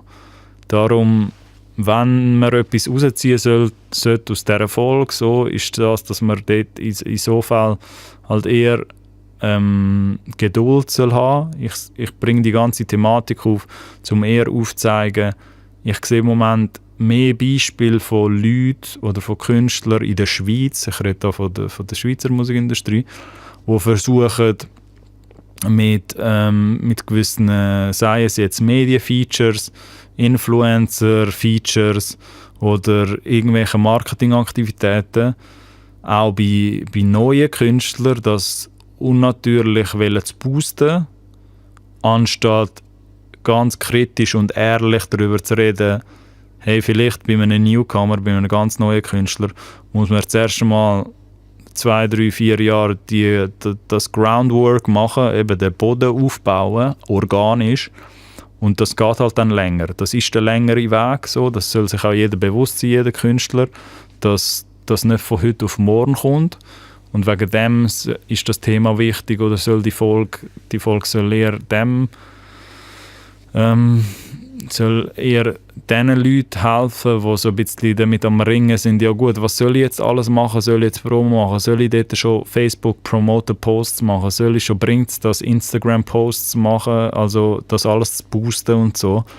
Dort würde ich mich eher darauf besinnen, zuerst mal versuchen, wenn man jetzt aus dem Standpunkt kommt, man hat noch nie etwas released und auch, man hat auch erst 1, 2, 3 Songs draussen, sollte man versuchen, zuerst mal mit den eigenen Mitteln, also mit der eigenen Kraft und mit dem, was man selber kann machen an Künstlerkommunikation und aber auch Releases, zuerst mal organisch versuchen, das alles aufzubauen, mit der Regelmäßigkeit, mit der Kontinuität, anstatt dort schon Schritt überspringen und das Gefühl haben, ich muss jetzt morgen von dem Online-Medium XYZ gefeatured werden und dann gehst du 7 E-Mails dort machen und nur, dass du gefeatured wirst, weil du weißt, okay, die haben mega, mega viele Fans dort und dann komme ich auch ganz, ganz viele Fans über, einfach so der naive Denkfehler, der dann gemacht wird und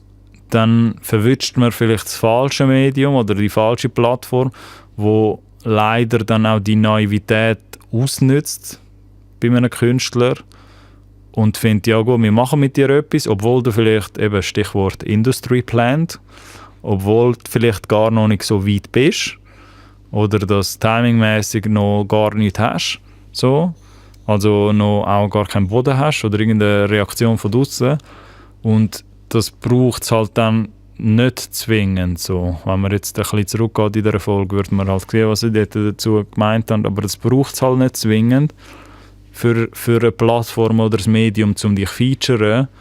Und das kann auch im Negativen halt dann auch ausgenutzt werden. So, eben heisst das, man soll wegen dem nie Promotionen machen oder mit Medien irgendwie zu tun. Nein, sicher nicht, um Gottes Willen. So, das gehört alles zu einer guten Künstlerkampagne gehört das dazu, wenn man einen richtigen professionellen Rollout machen will. So. Aber es steckt da eine Lektion dahinter, wenn man zuerst mal versuchen sollte, als Künstler organisch sich eine Fanbasis aufzubauen und das kann länger gehen. Da rede ich halt von gewissen Entwicklungen, die auch gut und gern 4 bis 5 Jahre gehen können. Und die Geduld muss man halt auch aufbringen. So. Die Geduld muss man auch aufbringen, dass man nicht das Gefühl muss haben, man muss jetzt sofort gerade zu irgendwelchen traditionellen Mainstream-Medien laufen und man braucht halt unbedingt das Feature und man braucht halt unbedingt die Sachen, gerade von Anfang an muss das sofort laufen, weil dort eben gibt es dann sehr viel auch Illusion, so, wo dann von Amerika kommt oder so von der amerikanischen Popkultur, wo halt auch genau in das hineingeht, mit dem organischen Konsum und mit dieser Nische, mit diesen Nischen-Movements, wo ich ganz am Anfang erklärt habe, dass halt sehr viele Leute dort sehr, sehr lang, zuerst mal 7, 8 Jahre irgendwie in einer Nische ein Movement aufgebaut haben und erst dann der Mainstream-Erfolg gekommen ist. Und wir da in der Schweiz, oder wenn man jetzt auch Künstler wäre in der Schweiz, das sieht und das Gefühl hat, also die 7 bis 8 Jahre sieht man dann nicht, man sieht einfach den Mainstream-Erfolg, von dem rede ich. Und man hat dann das Gefühl, ja, das Thema ist jetzt über Nacht gekommen. Und das ist so der grösste, sagen wir mal nicht Trick, aber leider ein bisschen die grösste Illusion, die da halt einmal schnell kann entstehen, oder die falsche Aussenwahrnehmung, dass halt schnell mal übersehen wird, dass da 7, 8 Jahre vielleicht im Untergrund oder völlig unter dem Radar geschaffen worden ist, wo da einfach die ganze Zeit released worden ist, bevor irgendein Pitchfork oder irgendwie Rolling Stones Magazine oder irgendjemand gekommen ist und die gefeatured hat. So. Und die gleiche Mentalität, ich sage das alles, um das natürlich auch für den Schweizer Werdegang, für die Schweizer Musikindustrie können anzuwenden als Künstler, weil die Funktionen und die Mechanismen sind da nicht anders. So. Was da anders ist, da kommen wir dann irgendwann dazu, wenn ich dann noch eine Folge mache zu Promotionen und wie so die Medienlandschaft Schweiz aussieht und was das alles zu bedeuten hat, so wie man könnte durch die Schweizer Landschaft sich navigieren so. Was da vielleicht ein bisschen anders ist wie in anderen Ländern, die schon entwickelter sind in der Musikindustrie, ist, dass es da in der Schweiz wie so keinen Mittelstand gibt, einen Künstlermittelstand, nenne ich den jetzt einfach mal. Es gibt halt eine Unterschicht von Künstlern, es gibt eine Oberschicht von Künstlern, aber es gibt keinen Mittelstand. Die Unterschicht von Künstlern sind halt für mich praktisch alle Künstler, die nicht irgendwie wo unter dem Radar arbeiten, wo halt vielleicht Newcomer sind und auch bei weitem noch nicht etabliert und erst so am Aufkommen sind und in irgendeiner ganz, ganz kleinen Nische sind. Und die Oberschicht sind für mich die Themen, die bei allen traditionellen Medien und im Mainstream auf allen Plattformen stattfinden. So. Eine Mittelschicht gibt es leider in dem Sinn zurzeit irgendwie wie so nicht, also eine gesunde Mittelschicht, die dann irgendwann einmal zu der Oberschicht kann werden oder eine Unterschicht, die dann zu der Mittelschicht kann werden, weil die sagen wir jetzt mal, Herausforderung in der Schweiz halt eher ist, entweder ist man halt niemand und man ist in einer ganz, ganz munzig kleinen Nische, oder man geht halt straight zu den Mainstream-Medien und straight in die Mainstream-Zielgruppe. Das ist halt auch ein ganz grosses Problem von den vielen Künstlern, die halt sich halt so im mittleren B- oder C-Bereich agieren und halt wie so der Unterschied ist in anderen Ländern, dass du halt sehr viele andere Online-Plattformen hast oder Medien, wo halt irgendwo im Mittelstand sind, wo halt auch so viel B- oder C-Künstler können, also auf diesem Level so auch featuren. So. Und in der Schweiz ist es, weil es halt noch nicht so fortgeschritten ist, leider so, dass es halt sehr, sehr kleine Nischen gibt von gewissen Genres, egal ob das jetzt Hip-Hop ist, Hip-Hop-Zielgruppe oder irgendwie Indie-Alternative, wo halt dann noch ein bisschen kleiner ist in der Schweiz so, oder eine Rock-Zielgruppe, gibt es dann halt die irgendwie, und dort sind halt die junge, progressive Leute vor allem dabei dann in diesen Nischen, in diesen Movements. Und es kann dann sein, dass wegen dem halt deine 1000 Instagram-Followers hast und irgendwie ein paar Leute, die dich dann konsumieren. Aber es ist wieso nicht ein gesunder Mittelstand da. Du sagst, okay, in anderen Ländern, oder wenn du jetzt USA vergleichst oder Deutschland, gibt es vielleicht dann eher so einen Mittelstand, wo halt gewisse Künstler schon ohne all die Mainstream-Features und all die Mainstream-Looks jetzt, all die grossen Plattformen auch können überleben können. Und das gibt es per Stand heute wie so noch nicht so fest in der Schweiz. Darum habe ich das Gefühl auch, so erkläre ich es mir zumindest, gibt es halt auch noch so ein riesen Loch zwischen denen, wo man sich jetzt da anschaut, die halt so ein bisschen im Radio laufen und schon voll etabliert sind in den Köpfen der Leute. Und dann halt auch von all den gängigen traditionellen Medien irgendwie gefeatured werden. Und denen, die halt extrem neu sind und auch noch klein und jünger und in einer ganz kleinen Szene, Nische unterwegs sind, weil es meistens so ein bisschen ein Rattenschwanz ist von die in dieser Nische sind, sind vielleicht nicht geduldig genug, dass sie das so aufbauen wollen, dass sie irgendwann einmal eben mit dem Movement, wo sie haben, in so einen Mittelstand kommen oder dann in so eine obere Schicht von Künstlerkategorie. Und wegen dieser fehlenden Geduld können sich die Nischen oder die Movements, die dort entstehen, auch nie so krass entwickeln, wie das in Amerika ist, dass dann plötzlich die Emo-Hip-Hop-Schiene von Soundcloud, wo halt dort eine ganz kleine Nische am Anfang war, sich plötzlich nachher in den ganzen Mainstream und die ganzen Mainstream-Medien reinwälzt, wie so eine Lawine, die dann aufkommt, weil das halt auf Soundcloud auch so in Amerika jetzt so, auch so einen Nährboden hat und die Nische halt so fest hat können wachsen, dass es halt nachher eben, dass der Mainstream halt nachher aufmerksam geworden ist und auf die Nische und das wie so zu der neuen Popkultur geworden ist von vielen Hip-Hop-Rapper, die jetzt dort Musik machen, dass das jetzt so ein bisschen die Emo-Schiene wie so ein bisschen die neue Szene ist. Wenn man halt in der Schweiz auf Soundcloud das Movement hat oder auf gewissen kleineren lokalen regionalen Movement, dann kommt das vielmal, oder ist das in der Vergangenheit zumindest so gewesen, ist das vielmal aus dem regionalen Szene-Ding halt nie rausgekommen. Weil aber auch teilweise nicht, ich würde nicht meinen, nicht die Konsumenten da gewesen wären, wo das auch gefeiert hätten, die anderen Regionen, sondern halt teilweise auch so die Geduld gefehlt hat beim Künstler, dass man halt sagt, ja gut, man will halt irgendwann einmal, dass die ganz grossen Medien, Mainstream-Medien und halt alle aufsteigen und mich featuren und dann passieren halt eben so Sachen, dass man sagt, ja gut, man geht halt ein Label-Deal ein, macht halt irgendetwas, dass man dort halt auch ein bisschen der Medienliebling wird, sage ich mal jetzt ganz vorsichtig, und dann hat man halt das Gefühl, dann haben wir schnell mal das Gefühl, ja, jetzt läuft's, jetzt bin ich halt im Mainstream, hat aber nie so richtig Zeit verbracht in der, sage jetzt einfach mal blöd, in der Unterschicht oder in der Mittelschicht.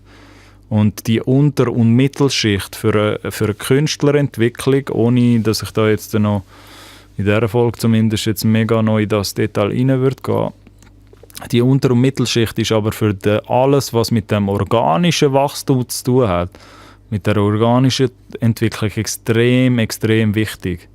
So, weil wenn man dort eben, ist auch wieder eine Timing-Sache, die Sache vom Werdegang, wenn man dort halt schnell in die Mainstream-Soße reinkommt oder schnell dort rein möchte und auch vielleicht irgendwann einmal reinkommt, weil halt gewisse Medien dann irgendwie dich featuren, wenn du ein Newcomer bist, dann kann das sehr, sehr schnell mal das Bild verfälschen von diesen Leuten, die dich tatsächlich abfeiern und konsumieren, und einfach der Oberschicht von Mainstream-Künstlern, die dort einfach so ein bisschen mitschwimmen, aber eben aufgrund auch von dem Shift jetzt, von dem Wechsel mit Streaming und Downloads, also mehr Streaming als Downloads und CD-Verkäufe, hat das Ganze jetzt, das Spiel so gewechselt, dass jetzt die Kraft, und aus dieser Sicherheit soll man halt ein bisschen auch agieren, finde ich. Die Kraft ist viel, viel mehr bei der Unter- und bei der Mittelschicht jetzt als bei der Oberschicht. Das wird für die eine oder für die andere jetzt noch nicht so viel Sinn machen. Das wird vielleicht auch ein bisschen mehr Sinn machen, wenn ich weiter darauf eingehe in anderen Folgen. Aber dadurch, dass das alles neu aufgerollt worden ist mit dem Streaming, haben auch so Plattformen wie YouTube und andere Streaming-Dienste jetzt eine viel, viel grössere Relevanz, und die haben auch viel mehr Platz, sage ich jetzt mal einfach ausgedrückt, um die Unterschicht und eine Mittelschicht, eine potenzielle Mittelschicht auch darzustellen von Künstlern. So, darum hat man dort jetzt viel, viel mehr Macht in der Hand oder im Schlüssel, als man jetzt würde vermuten als Künstler, der jetzt da zulässt, als irgendjemand, der jetzt vielleicht da ein Newcomer ist oder vielleicht überlegt, sich irgendwann mal Musik zu releasen oder vielleicht erst so 1, 2, 3 Songs draus hat oder ein Album. Aber man muss sich ein bisschen auf das besinnen, dass mit genug Geduld und wenn man jetzt nicht unbedingt den Schritt überspringen will, dass es dann auch irgendwann einmal aus dieser Nische, wo man ausagiert, dass die Nische halt auch vielleicht grösser werden kann. Da gibt es jetzt natürlich ein paar Genres, wo halt einfach stärker konsumieren als andere Genres. So, das könnte man jetzt marketingtechnisch halt auch auseinandernehmen, so, aber das müssen halt auch gewisse Künstler verstehen. So, es gibt halt gewisse Genres, wo die Nische oder die Bubbles, die dort entstehen, halt grösser wachsen könnten, potenziell als bei anderen Nischen. So, also ja, es gibt halt gewisse Hip-Hop, Leute, die jetzt den Hip-Hop machen oder wie man es so schön künstlich wiederum, so, um dieser Thematik auch gerecht zu werden, wie man so schön in Industriekreisen nennt, urbane Musik macht, so, aber ich gehe dort lieber von Hip-Hop aus. So. Das zum Beispiel halt jetzt auch mehr konsumiert wird, sprich aber auch die Nische dann wiederum, die Hip-Hop-Movement, das Hip-Hop-Movement auch grösser werden kann in der Schweiz dadurch, mit Schweizer Künstlern. Und halt Pop-Mainstream wird halt immer Pop-Mainstream bleiben. Das ist in dem Sinn, Pop ist halt kein eigenes Genre, so. Das ist jetzt auch kein Geheimnis, dass das einfach alles darstellt, was popkulturell relevant ist. Aber ja, ich glaube, dass mit der Untermittel- und Oberschicht im Künstlerdasein in der Schweizer Musikindustrie ist vielleicht sehr wichtig, dass man das auch mal ein bisschen vor Augen hat als Künstler und auch ein bisschen versteht. So, das hilft einem vielleicht auch ein bisschen dann können das alles in Relation zu setzen, wenn man jetzt schon länger dabei ist und noch so am Strugglen ist und das Gefühl hat, ja, wieso geht das jetzt nicht voran? Ich habe da zwar Leute auf Instagram und YouTube, die mich feiern und kommentieren und so, aber es geht mir irgendwie zu wenig schnell voran, so. Dann sage ich in so einem Moment natürlich auch immer, ja, das braucht alles noch ein bisschen mehr Geduld, noch mehr Geduld, als man vermutet, weil dort, wenn man es eben vergleicht mit anderen Ländern oder jetzt Amerika als Quervergleich, auch wenn das ein viel, viel grösserer Markt ist als jetzt die Schweiz, aber die Methodik ist eigentlich die gleiche, ist, dass halt die gewisse Nischen in Amerika halt einen viel grösseren, Wert erreicht haben irgendwann mal oder eine Schwelle, sage ich jetzt, ein kritischer Punkt, wo halt eine kritische Masse, sagt man in so einem Fall, sorry, das Wort habe ich eigentlich gesucht, eine kritische Masse erreicht haben, wo halt dann die Nische irgendwann so gross geworden ist, dass halt auch der Mainstream oder andere Medien auf den Zug aufgesprungen ist und halt die Künstler, die nachher in dieser Nische agiert haben, halt mega davon profitiert haben, weil die nachher plötzlich zum neuen Mainstream geworden sind. Und vielen Künstlern in der Schweiz, so im Moment zumindest, aber das wird sich über die Jahre jetzt bessern, hat man halt auch nicht die nötige Zeit gegeben. So. Und das muss nicht zwingend von Labelsicht sein, aber auch der Künstler oder das Team dahinter, wirklich auf Seite Künstler, wo sich so gedacht hat, ja, man hat halt wie so nicht die Geduld gehabt, dass man das jetzt voll durchgezogen hat und wenn man halt dann dort wenn man zu kurzfristig über die Sachen nachdenkt und dort halt auch nach einem Jahr noch keine Reaktionen hat, dann gibt es halt sehr, sehr viele Künstler leider, die halt dann gerade das Gefühl haben, ja, nein, jetzt muss ich kommerziellere Musik machen, dass ich dann, die nennen jetzt viele, bei vielen hört man dann, ja, jetzt will ich auch mal Radiomusik machen, dann laufe ich jetzt halt im Radio so, dann habe ich wenigstens Leute, die mich hören, so. Aber es muss nicht zwingend heißen, eben, das eine ist dann Reichweite, Aber Reichweite muss nicht zwingend heißen, dass das zu Konsum führt. So. Man könnte das jetzt noch ewig lang weiter streiten, so. Aber es ist wichtig, dass in diesem ganzen Kontext jetzt zu verstehen, was es dann mit organischem Konsum auf sich hat. Und meistens, vor allem bei Newcomer oder bei Künstlern, die noch nicht etabliert sind im eigenen Markt, also jetzt von der Schweiz ausgehen, meistens ist man nicht so weit, nie so weit, wie man denkt oder vermutet in der Innenwahrnehmung. Und man könnte dort noch locker 1, 2, 3 Jahre dazu rechnen, wo man eigentlich tatsächlich bräuchte. Und vielmal eben ist das Bild, das man nachher von außen vielleicht hat, weil man halt schneller zu Features kommt da in der Schweiz, so, weil es halt eben wieso keinen Mittelstand gibt. Es gibt halt auch keine Medien, die mittelgroß sind oder nicht viel von denen.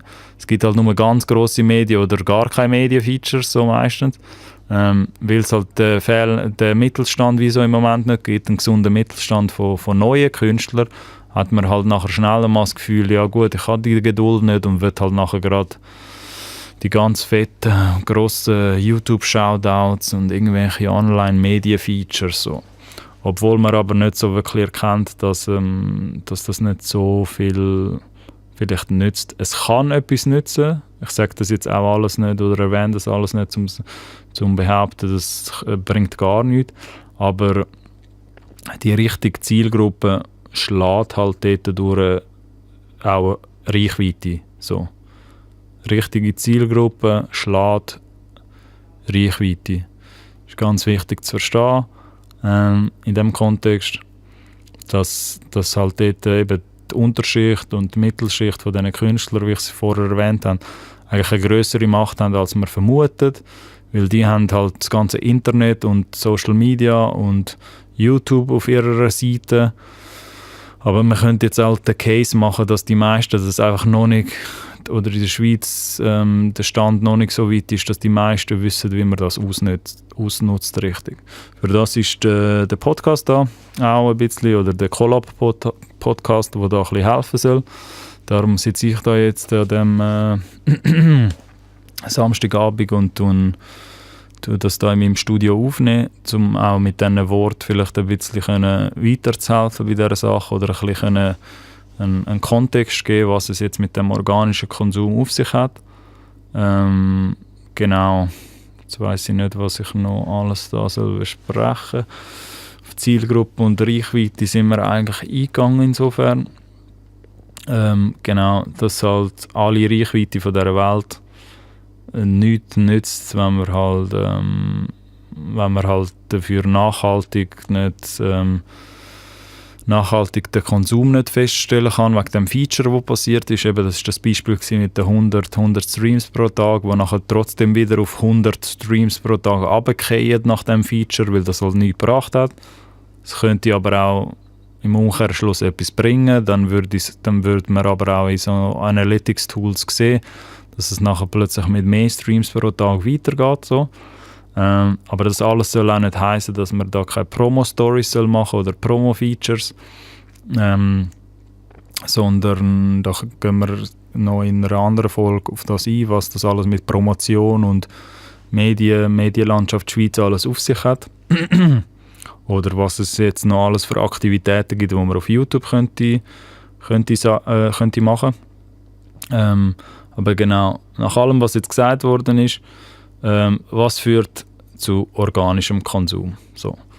Jetzt hat das vielleicht alles ein bisschen kryptisch stehend und könnte man sich meinen, ja gut, easy, aber was führt dann jetzt, lieber Alex, was führt dann jetzt zu Konsum, so zu organischem, natürlichem Konsum? So, da könnte man halt das Thema jetzt wirklich noch 8 Stunden auseinandernehmen, aber der essentiellste Punkt ist eigentlich sehr einfach zu verstehen, so, meiner Meinung nach. Und da ist auch irgendwie nicht Voodoo-Magie da dahinter.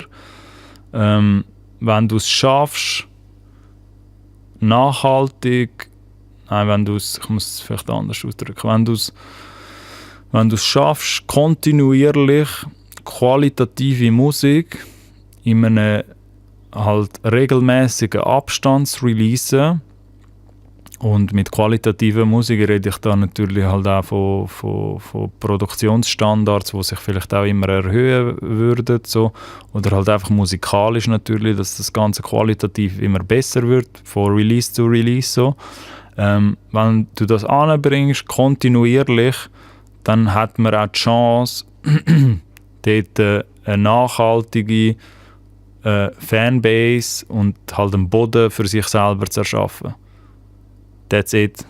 Das heisst nicht eben, dass jetzt ein teures Equipment eingekauft werden muss und das erreichst du nur, wenn du jetzt 10'000 Franken, 30'000 Franken in die Studio investiert hast, so. Sondern ich rede da von musikalischem, qualitativem und kontinuierlichem Output, wo man generiert. So. Und das soll halt vor allem regelmäßig passieren. Und regelmäßig kann jeder Zyklus sein, wo man sich selber dort festlegt, so in seinem Plan. Das kann jeden Monat sein, das kann von mir aus jede 3 Wochen sein, wenn man jetzt so fix ist und so viel Output hat oder Singles. Das kann jede 2 Monate sein. Aber das führt zu organischem Wachstum und organischem organische Entwicklung. Weil wirst du dort qualitativ dich immer steigern und Leute haben, die das feiern, auch wenn das jetzt am Anfang 5 Leute sind, dann werden aus diesen 5 Leuten vielleicht irgendwann einmal 10, aus diesen 10 Leuten werden irgendwann einmal 100, aus diesen 100 Leuten werden irgendwann einmal 500 und dann ist man dann bald einmal bei 5000 Die Hard Musikhörer, die einen abfeiern. So. Das ist auch möglich, das ist in der Schweiz. Ich rede jetzt da von einer Mentalität, die auch in der Schweiz angewendet werden kann und auch in der Schweiz realistisch sind. Das ist halt aber auch schwieriger daran, also das kontinuierlich machen und mit einer Regelmäßigkeit, mit einer Beständigkeit, an dem scheitern die meisten Leute. Das ist jetzt meine Meinung, die da jetzt wieder ein bisschen ins Spiel kommt. So. Aber ich sehe die meisten Leute an dem scheitern, die meisten Künstler in der Schweiz, dass die nicht kontinuierlich einen Flow von Musik-Output generieren oder können raushauen. So, und dann meistens irgendwie so ein bisschen das Gefühl haben, und das kommt auch aus so alten Traditionen, wo man jetzt auch noch mal auseinandernehmen könnte, aber man hat so meistens das Gefühl, ja, man wird jetzt irgendwie noch mal warten, bis man das nächste Album droppt, so, und da sollen gefühlte 8 Monate dazwischen sein, und in den 8 Monaten macht man gar keine neue Musik oder tut gar keinen Output generieren, so, und das sind wie so ein bisschen traditionelle Funktionen, wo es damals, oder Zyklen sozusagen, wo damals entstanden sind mit CD-Releases, weil es halt noch lang gegangen ist, die zu pressen und auszuliefern, und Albumproduktion ist halt einfach länger gegangen früher so, und bis die mal im Markt war und die Konsumenten das gefeiert haben und so, das ist alles ein sehr langer Prozess gewesen. Und das ist einfach Stand heute nicht mehr so im Streaming. So. Man muss vielleicht verstehen, so die Regelmäßigkeit, die ich da jetzt betone, oder die Kontinuität, wo man da soll kontinuierlich releasen, ob das jetzt im 1-Monats-Rhythmus ist oder 3-Monats-Rhythmus, ob das jetzt 2-3 Singles sind oder ob das jetzt 2 Alben sind im Jahr, so, eben, das ist dann alles noch Ansichtssache, Frage. Aber ich erwähne das vor allem wegen dem, weil Streaming das jetzt insofern verändert hat, dass es viel mehr Flächen gibt, auch mehr Konsumenten, gefühlt mehr Konsumenten als früher in der Schweiz, Musikkonsumenten. Sprich, das heisst auch mehr Angebot kann generiert werden, weil die Nachfrage halt auch höher ist. Und die Leute im Streaming oder die Musikkonsumenten im Streaming halt auch mehr vermögen. So. Also die mögen mehr, als man jetzt denken würde. So. Darum hat man früher halt immer so ein bisschen das Gefühl gehabt, ja gut, ein Musikvideo reicht als Single-Auskopplung. Jetzt siehst du sehr viele internationale Künstler, die mittlerweile so teilweise mit 2 Songs gleichzeitig starten, so, und mit 2 Songs in eine Albumkampagne reingehen. Oder eben dann zu einem Album auf YouTube alle Songs auftönen, anstatt nur ein Musikvideo.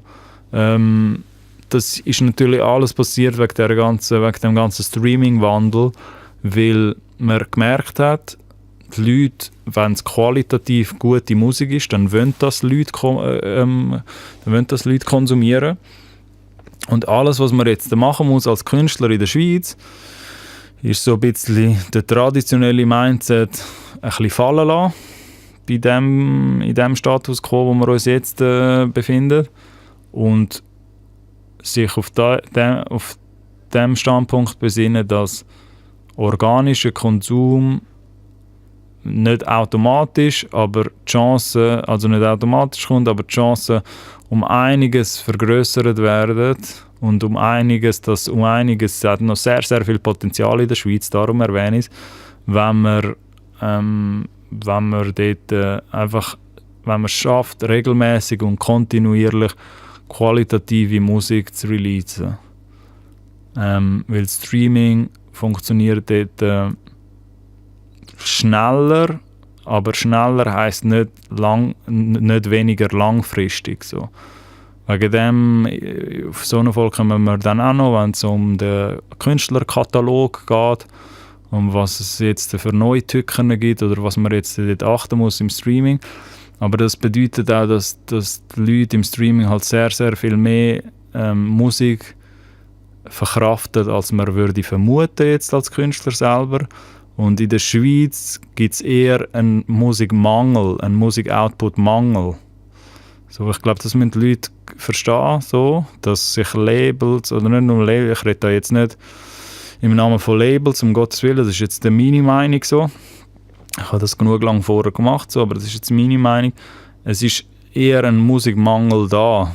So, wenn man sich andere Länder anschaut, dann können es ruhig, dann ist in anderen Ländern lokaler Output, also Musikoutputs, also lokaler Content in der lokalen Sprache, ist viel, viel präsenter als in der Schweiz. So. Das sieht man, wenn man sich die Charts anschaut von gewissen Ländern, so auch Streaming-Anbieter, also Charts von den Streaming-Anbietern sich anschaut oder Single-Charts. So. In anderen Ländern ist mittlerweile der lokale Anteil an Künstlern in der Top 10 ist explodiert, also ist mehr als explodiert, und in der Schweiz ist der Anteil immer noch sehr viel kleiner im Vergleich zu internationalen Künstlern. So.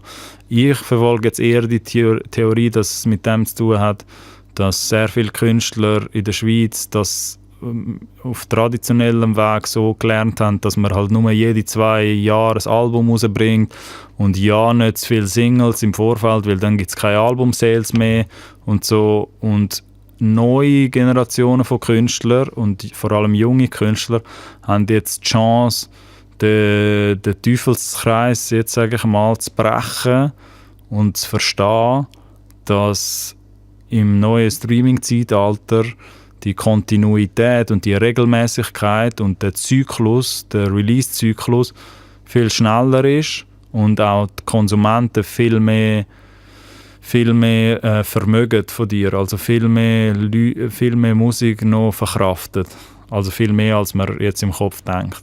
Das ist ein wichtiger Standpunkt, wo man da soll verstehen, wenn es jetzt darum geht, okay, easy, wie kann man selber organisches Wachstum stattfinden lassen, indem man ganz einfach Musik released.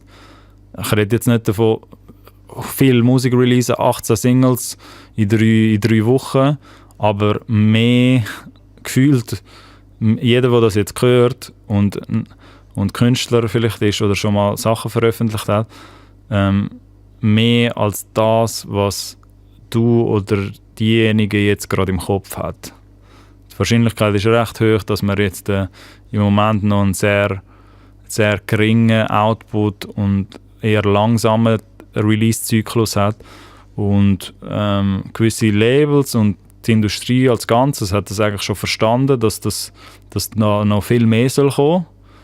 Und gewisse internationale Künstler geben das jetzt halt vor, dass man merkt, okay, da kommt jetzt ein Single und dann kommt nach 1,5 Monaten kommt schon die nächste Single, obwohl die andere Single irgendwie erst noch am Wachsen ist. So. Und das geht halt, das ist halt alles möglich im Streaming. So. Das ist halt nicht mehr so wie früher, dass halt nur die Aufmerksamkeit auf ein Produkt, ein Single geht und alles andere wird dann ignoriert. So. Das funktioniert nicht mehr so.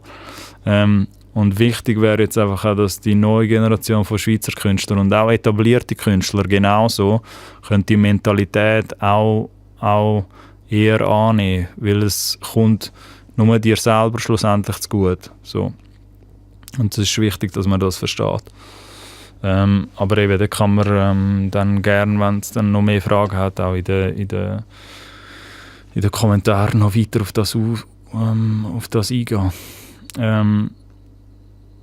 Zum Abschluss würde ich einfach jetzt da noch sagen, es war ein sehr intensiver Nerd-Talk vielleicht teilweise gewesen, was mir wichtig war und was man aus dem Thema soll ableiten für sich selber, ist, dass Streaming-Plattformen, Medien und Radios nur auf die Welt reagieren. Sie agieren nicht auf die Welt. Sprich, sie müssen das abbilden, was konsumiert wird in der Welt. Oder jetzt, wenn man es auf die Schweiz skaliert, so, sie müssen das abbilden, was in der Schweiz konsumiert wird, von draussen.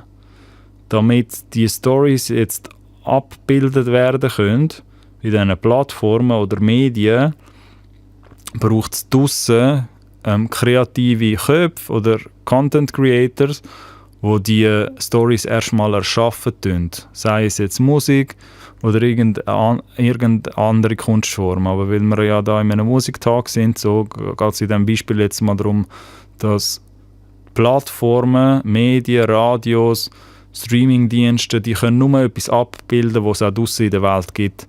Und für das braucht es Künstler, die die Story erschaffen. Das heisst, all die Leute, all die Protagonisten, die Partner, die ich da jetzt aufgestellt habe, sind nicht Akteure, sondern sie sind nur die Reporter von dieser Welt. So müsst ihr euch das vorstellen. Sie erschaffen keinen wahrhaftig originellen Content, sie reden nur darüber und bilden das nur ab, was es draussen gibt. Wieso ist das jetzt wichtig? Also sie berichten nur darüber. So. Wieso ist das jetzt, und das Gleiche gilt dort auch für so Reaction-Channels auf YouTube, wo da ja jetzt ein riesen Boom passiert ist, oder die letzten paar Monate so, all die Reaction-Channels, was es dann auf YouTube gibt, die können auch nur auf etwas reagieren, was es draussen schon gibt. Darum ist ja schon im Wort Reaction. So. Sie können ja nur auf das reagieren. Sie machen es selber, aber sie erschaffen das selber nicht. Und das Gleiche gilt dort auch für Playlists bei externen Partnern. Es ist halt wichtig zu verstehen, dass die Playlists oder jetzt auch die Partner in so einem Fall nicht den Konsum erschaffen, sondern sie bilden nur das ab, was draussen konsumiert wird. Und wenn die Hörer oder wenn es im Markt für den Künstler XYZ keine Hörer gibt, dann kann der Konsum auch nicht abgebildet werden auf diesen Plattformen oder bei diesen Medien. Und man kann dort auch gewisse Parallelen ziehen, wenn es halt darum geht, dass es natürlich dort gibt es natürlich auch Künstler, die dann einfach so reinkommen, wo man sich dann denkt, oh, was ist denn jetzt dort passiert? Wieso wird das jetzt plötzlich gefeatured? Aber um nochmal dort den Kreis zu ziehen oder um nochmal dort auch ein bisschen auf den Anfang einzugehen, was ich dort gesagt habe, ist es wichtig zu verstehen, dass für alle Spieler, für alle Partner, ob es extern ist oder egal, ob das Plattformen sind, dort zählt die gleiche Regel für alle. Die universelle Regel gilt für alle, dass organischer Konsum schlussendlich immer gönnt. Dass die Protagonisten, die Plattformen nur das abbilden können, was schlussendlich draussen im Markt wo auch eine Nachfrage da ist und was auch konsumiert wird. So. Und das ist das Schöne an organischem Konsum. Dann würde man vielleicht auch erkennen, dass es auch schön ist wegen dem, weil man halt dann als Künstler sich selber den Boden aufgebaut hat. Weil eins ist dort ganz klar, handumgekehrt, wenn sie dich aufbauen, dann können sie dich auch wieder zerstören. Organischer Konsum verhält sich für jeden gleich. wenn du es schaffst, eine starke Nachfrage zu erschaffen für deine Musik, dann brauchen sie dich, nicht du sie. Und mit diesen Worten würde ich das Thema jetzt auch abschliessen oder die Folge. Merci fürs Zuhören. In der Video-Description habe ich dort noch ein paar meiner Meinung nach coole Künstlerinterviews von gewissen internationalen Künstlern vermerkt, wo ihr euch anschauen könnt, wo es genau auch um das Thema geht. Zum einen ein gutes Interview mit dem Russ, das dort mal entstanden ist, zu dieser ganzen Thematik. Oder wo ähnliche Gebiete angeschnitten worden sind. Und um euch auch einfach ein bisschen mehr Kontext zu geben. Die Frage zu dem Thema jetzt, die Community, das ist eher eine Frage jetzt für Künstler, noch abschliessend. Haben ihr schon Erfahrungen gemacht mit Media-Anfragen oder vielleicht auch Anfragen von anderen Künstlern für Features? Auch wenn ihr vielleicht das Gefühl habt, es ist noch zu früh in eurem Werdegang. Und wie geht ihr mit so etwas um? So, dort auch gerne irgendwie in den Kommentaren so ein bisschen darüber diskutieren, das würde mich freuen. Und eine Frage an die Leute, die sich mit Künstlern beschäftigen, vor allem auf YouTube, haben ihr schon mal das Gefühl gehabt, ein Come-up oder ein Werdegang von einem Künstler hat fabriziert gewirkt? Also hat so gewirkt, als wäre das jetzt völlig über Nacht passiert und ich habe noch nie vorher von diesem Thema gehört. Und es wirkt so ein bisschen komisch. Und was sind das einmal für Gedanken oder wieso hat man dann einmal das Gefühl, dass es jetzt komisch oder jetzt fabriziert wirkt in so einem Fall? Was hat dann in diesem Kontext unnatürlich gewirkt? So? Es kann natürlich auch wegen einem Feature oder so sein. Das würde mich sehr, sehr wundern, ob da schon andere Leute, die da zuhören, auch schon die Erfahrung gemacht haben mit Künstlern, die sie verfolgen oder gewisse neue Songs, die sie entdeckt haben. Darum nutzt gerne die Kommentare für das. Schreiben wir euch Feedback, was ihr von der Folge gehalten habt. Und ja, ich hoffe, ich höre euch beim nächsten Mal. Das war es mit dem Collab-Podcast. Und ja, noch ein schönes Tag.